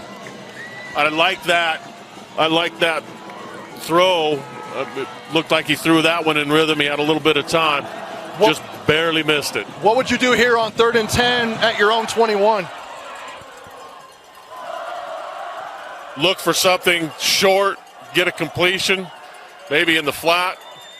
Tries to go to Masters once again. He holds it in. What a great! Oh my goodness! What a that great was play. falling at his lap as he was sitting down, and it landed right in there, and he was able to hold on to it. If Fremont somehow comes back and wins the game, that might be a play we point to because that ball was knocked out of his hands and somehow he came up with it. 6 touchdowns on the year for Masters, but add that to his list of great plays. Tua Tagovailoa throws it. He's got a man wide open. And that's John Suka, and he goes out of bounds. He got blasted out of bounds. He gets blasted out of bounds. Hey, what a great play there by Tua Tagovailoa. Again, keeps his eyes downfield. The receiver releases open. He gets it to him, and hey, this game's not over. And that's a big play with 6:30 to go here in the game. Down by 2 touchdowns. Manasseh Tua Tagovailoa with 1st and 10. He'll drop back. The lefty's looking. He finds a man, and he's got Moa down to the 10. No one's catching him, and he finds the end zone for the 2nd time tonight. Touchdown, Fremont. Just like that. Get the ball to your playmakers. Fremont's not dead. I love the way that Tua Tagovailoa responded. You asked about it. Two picks in a row. He comes back and makes 3 fantastic throws. And we, again, might come back to that catch that Master just made on 3rd and long. If somehow Fremont's able to come back. This is turning out to be a great 4th quarter, Coach. I wouldn't have expected anything else for a Region 1 championship.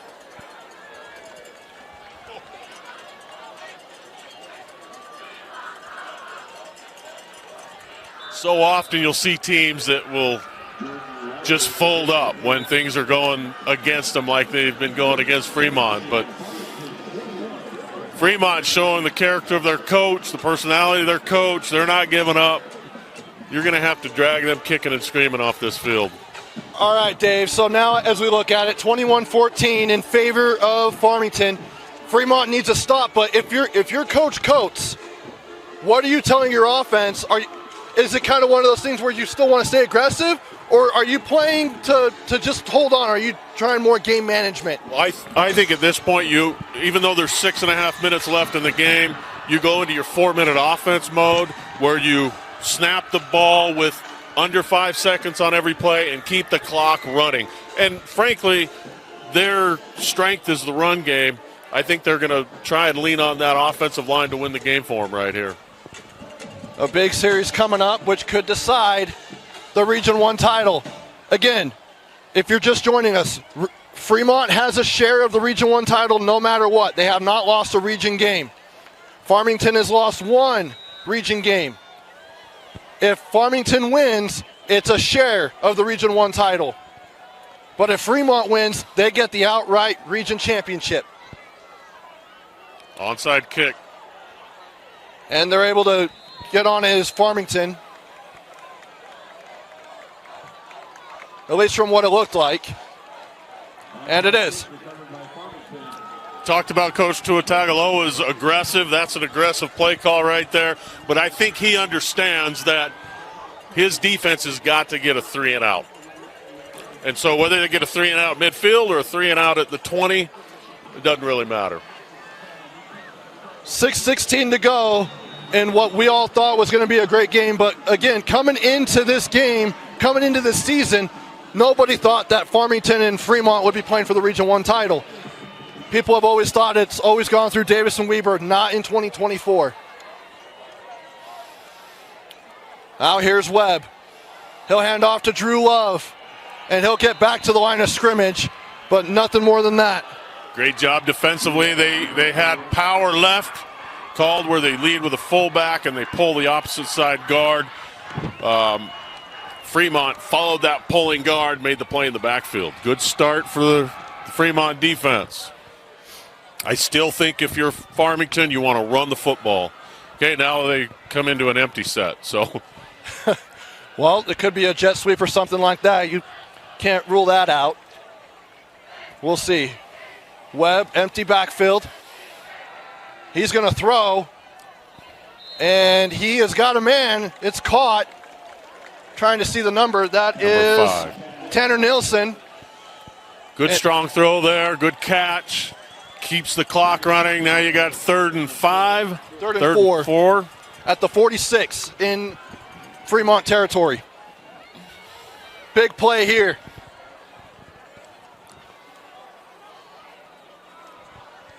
Webb changing the play. Fremont's going to load the box up and try and stop the run. As the play clock goes down to 9 seconds.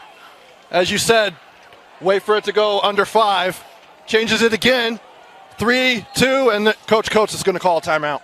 Smart. This is a big play right here. If they can convert this 3rd down, it goes a long ways. I mean, at least another 2 minutes off the clock if you run the ball every play. So, well, we'll go ahead and keep it right here. And, you know, Dave, it's just been it's been physical at times, but it's been mainly a defensive battle. I mean, it was 7-7 for probably a good chunk of this game until we hit the 4th quarter. And then plays have been made by guys who we all thought would make plays. Yeah, both sides of the ball, Farmington's come to play, really made a lot of plays. We've talked about Afu. We've also talked about Salmon. Fremont now defensively, they need to come up with a play, right? They've got to find somebody to come up and make a play. I expect you're going to get a loaded box from Fremont. They're going to bring either pressure if it's a throw, or they're going to load the box to try and stop the run. Probably get man coverage on the outside. If you're Coach Coates, do you maybe think of reaching into your playbook and finding something a little more creative? You might get a bootleg. Their boot was open earlier. They didn't run it. They faked the boot, but I think you're going to get a run. 3rd down and 4. Here's Webb. He'll hand off to Hoops. And it looks like he's going to be short. I don't know. He's getting a push. Maybe that offensive line gave him a push, and it looks like he's going to get the first down.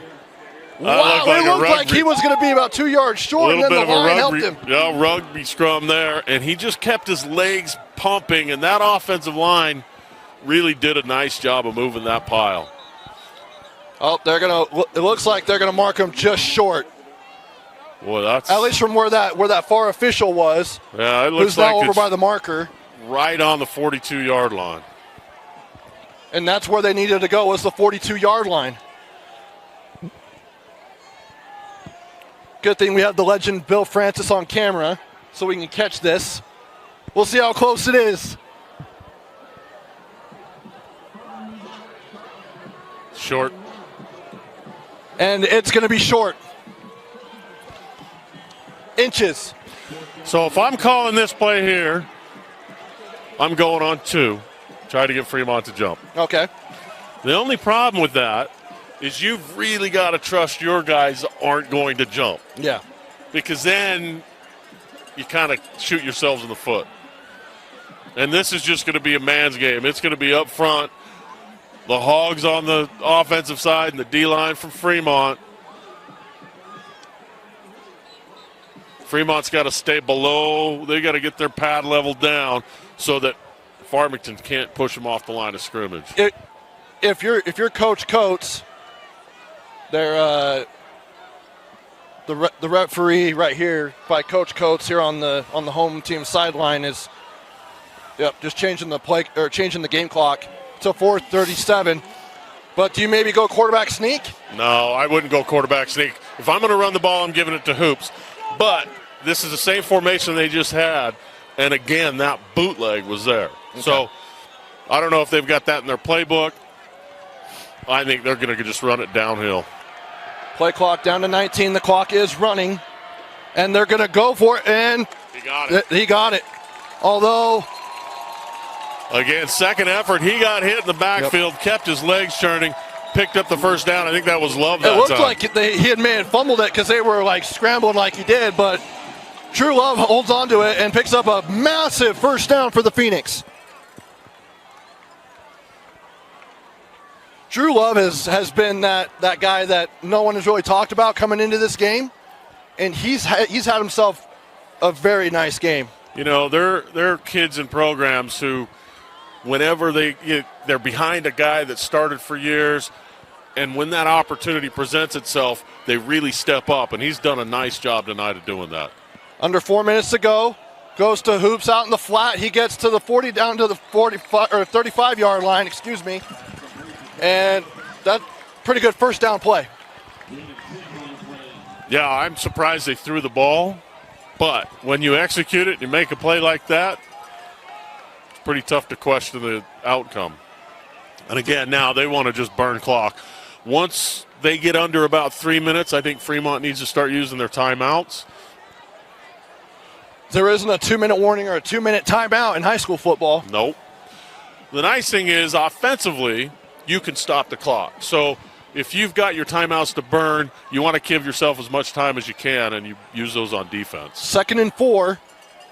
Hands off to Love once again, breaks one tackle, and he'll maybe get a yard. It looks like they're going to just spot him at the line of scrimmage.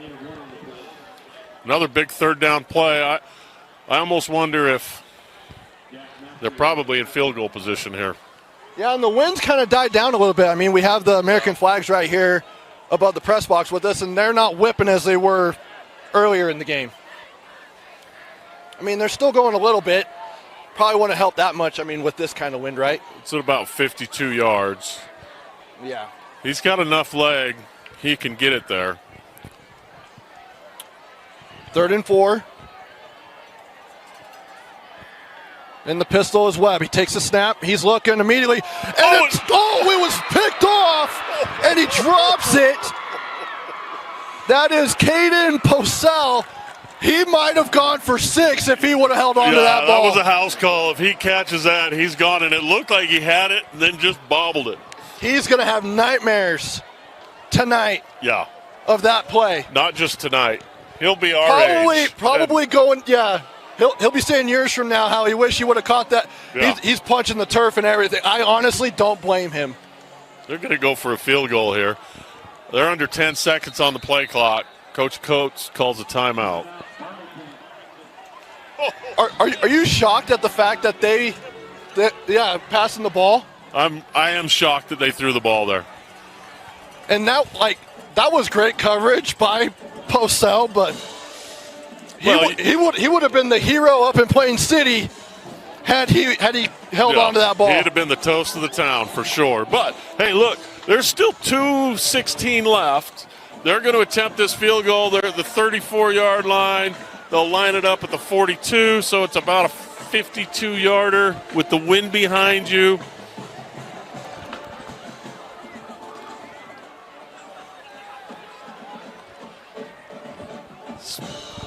Oh, man. You feel bad for the kid. Yeah, that's a tough. That's tough when you've got the ball in your hands like that. But knowing, just even talking to Coach Tuatagaloa, he's still going to love the kid and love on him and say, you know what, we're good. And they do have a safe man back in case it's short. Could be able to return it. Oh, it almost got blocked. Kicks it. Doesn't look like it's going to make it, and it is no good. Fremont still has a chance with 2:11 to go here in the game. Yeah, good field possession. Well, they're going to get the ball at the... Literally right after he kicked it, the wind picked up more. Yeah. Did you notice that? Yeah. Yeah, it didn't look like he caught it square to me. Like he hit it a little bit low on the ball. Okay, so the ball on the 20-yard line, 2:11. 2-minute offense. The key is first down, you got to pick up yards. Take the flat, take a little hitch route, take anything to get positive yardage. Something else that is key, Coach Tuatagaloa has all three of his timeouts. Manasseh drops back, he's looking. And he's got Celeste Moa as he goes out of bounds. That picked up 4, that's a good start. 2-minute O. A lot of times you're going to get defenses just dropping hard, and they'll give you 7, 8, 10 yards in the flat. You've got to be disciplined enough to take that. Is a lot of it just hoping, like, as you go out into the flat, hoping to make guys miss? Well, yeah, and really you're just trying to move the chains because first down the clock stops. You're on the sideline, you can get out of bounds, and usually that's where, you can see them, they're dropping. As Tuatagaloa rolls out, he's going to take it himself. He'll get to the 30-yard line before he steps out of bounds. That's a tough call. And it looks like there's a flag on the play, probably a holding.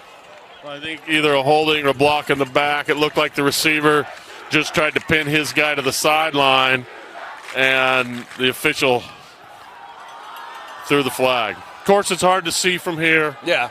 And we've got great officials in the state of Utah, but, man, that looked like a tough call. You're one of the only coaches to have said that. There's great officials. I think maybe in my future I might be coaching again, and so you never know. you got to be in their good graces. A friend. Yeah, you got to be in their good graces, right? No, we do have great officials here in this state in all sports. It's a tough job. I've done it. Not for football. I've done it for basketball, and it's hard. And that's a holding call on Fremont. A big play right there. 10-yard penalty. Just as you were starting to make progress down the field a little bit. Yeah, you have a big penalty. It's kind of an off-schedule play. You got the quarterback running. Your receiver's doing everything he can to make a play. And, man, that's a tough call. Okay, you got 2nd and 15 here. You're trying to pick up 7, 8, 9 yards is all. Manasseh Tuatagaloa in the gun, and the right tackle moves. He even knows it too. Put his hands on his helmet.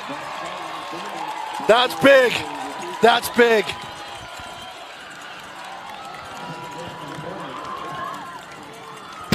So now it's 2nd and 20. And now you got to pick up some yards. You got to get at least 10, 15-yard play. You've got some holes in the middle. Looks like you're going to get a cover 4 shell. Underneath in the middle of this defense is where your hole is. Tuatagaloa finds Simpkins. He makes a man miss. He gets to the 15 and down at about the 18, 19-yard line. And the clock is running. Nice pickup. You don't need to burn a timeout here. Get on the ball. You need to come up with a play here. But again, they did have some space in the middle of that field against this cover 4 shell defense where you've got both corners dropping deep and 2 safeties dropping deep. Something behind the linebackers. And Coach Tuatagaloa is going to take his first timeout. You'd probably want to burn that later. You'd probably want to get the play off, and maybe he had a problem communicating to Manasseh. There had to be something miscommunication-wise because that last play ended with 1:46, so they lost 21 seconds there. But if you don't get this play right, it doesn't really matter. So, well, again, you've also got 2 plays to get 11 yards, and you still have 2 timeouts with 1:25 to go on the clock. Yeah, you want to get this one right. So we'll see what they come up with. These corners, again, they've been dropping hard. You've got a 10-yard window on the sideline. Just a matter of getting the ball out before that outside linebacker gets to the flat.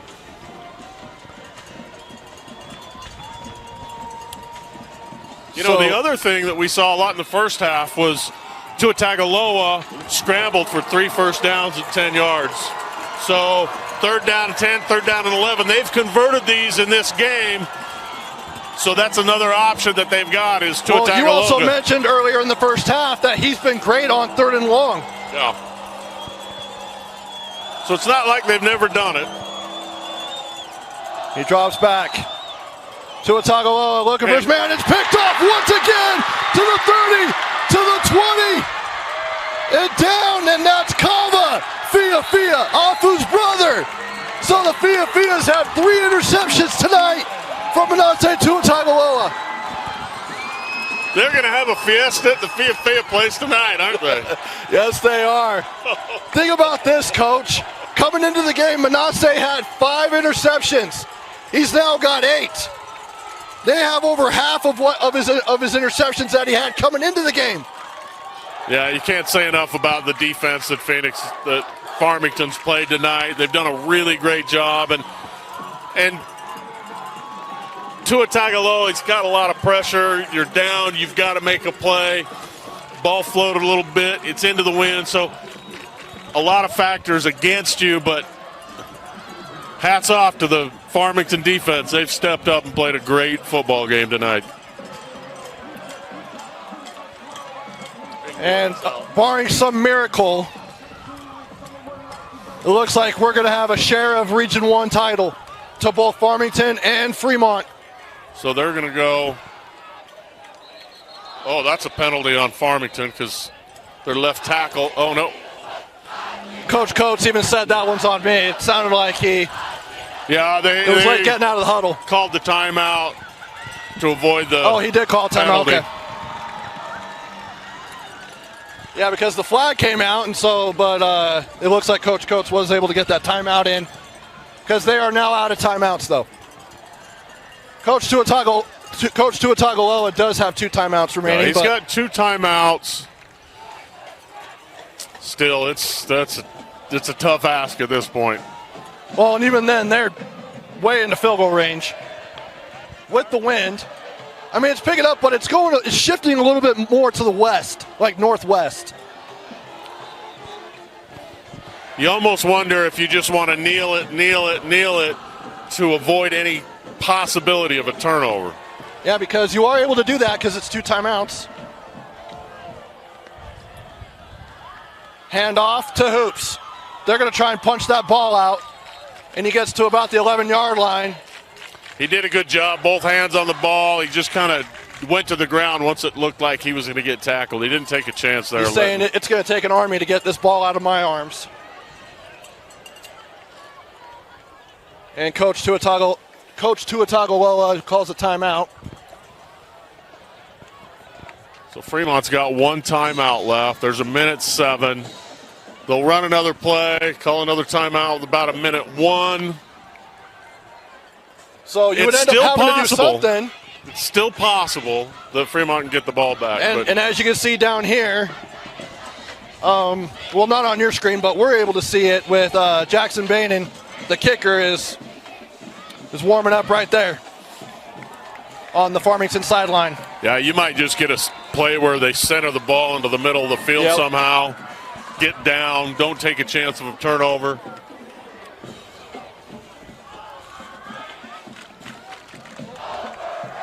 As the overrated chants come out, I wouldn't say they're overrated. I would say they were underrated coming into the season. I agree totally. You can't take anything Both away. of these teams were, honestly.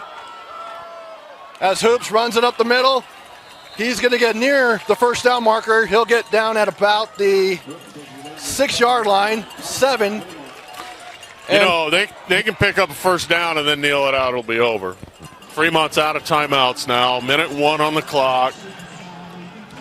You burn at least 45 seconds with the next play. No, actually, you can probably get down. They might get the ball back with about 10, 15 seconds, but if Farmington kicks a field goal, that's over, yeah. Game's over. But we have seen crazier things happen in the game of football. And actually, on the last field goal attempt, they nearly got there off the edge. So anything can happen. They do have the athletes.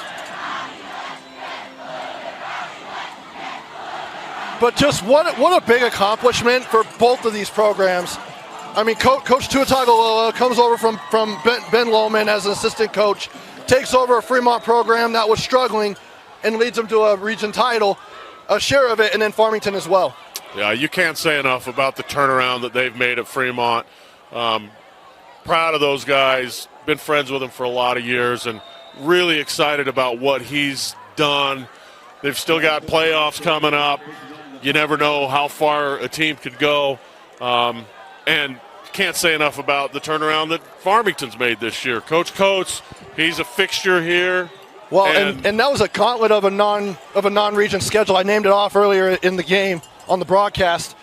Playing teams like Corner Canyon, Mountain Ridge, beating Mountain Ridge, but then, playing such great programs, powerhouses, as you say, around the state. And as a coach, it gives you that ammunition to go to your kids and say, look, we've seen the best there is.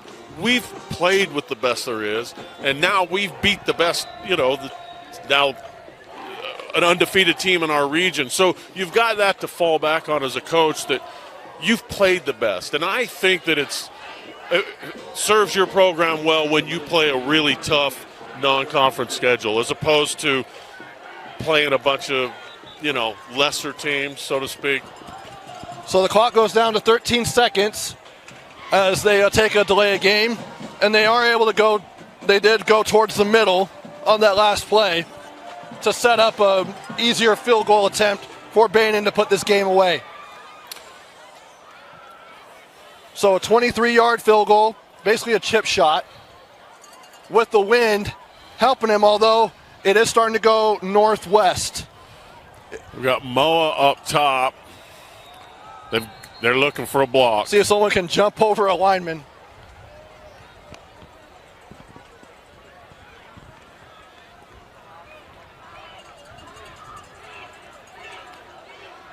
We'll see what the officials are talking about. There's ways to get to a kick. You can split the two end guys on the right side, and it's almost like a blitz where you pull pull the wing and the tackle and split that difference and get to a guy. It's tough to execute, but it's a possibility. Bainan with the he got it. Field goal attempt, and he gets roughed again as the kick is good. Moa got to the kicker again, almost had the block. They executed it. They split the two end guys, just barely missed the kick. I thought he had it I thought that they had the block. Good job by Farmington. They were able to execute the field goal. Now we'll just see. And they're going to take the penalty. Or maybe that's what he's going over to Coach Coates about, saying, are you going to accept it? Yeah, you take the points. There's really, even if you do return the kickoff for a touchdown, it'll burn the 10 seconds that are left on the clock.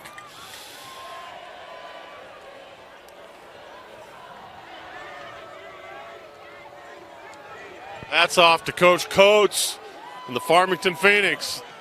They did everything they needed to do to win the football game tonight.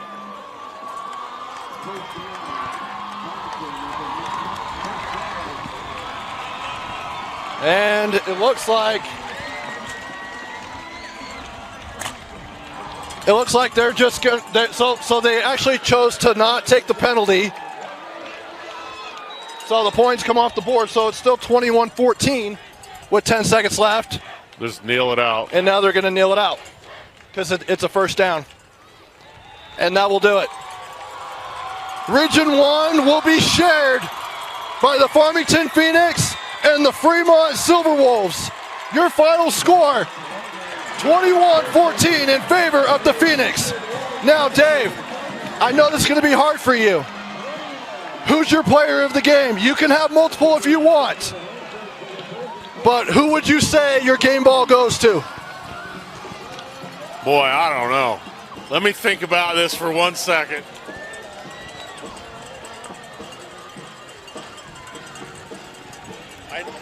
I think you've got to give it to Hoops. Yeah. I think he gets into the end zone and executed offensively so well. So offensively, it's got to be him and, Off of Fia and Jet Salmon. I think Jet Salmon really set the tone defensively in the second half. A couple 3 sacks in that third quarter and really kind of kept Farmington ahead of the game. Yeah, I'm going with Jet Salmon. All right. So Jet Salmon is Dave Harrison's player of the game. And, Coach, it was a lot of fun calling the game with you. I've learned so much about football just in these last couple hours, just talking to you and picking your brain. It's been a lot of fun. Hopefully we'll be able to do it again down the road. Well, I look forward to it. It's been a pleasure. I really appreciate it. For Bill Francis, the legend on camera. The legend. No better cameraman in this state than Bill Francis. And for Dave Harrison, I'm Trevor Allen. Again, your final score, Farmington 21 and Fremont 14. The Region 1 title is shared by these two programs. We'll see you in the playoffs here on KSLSports.com.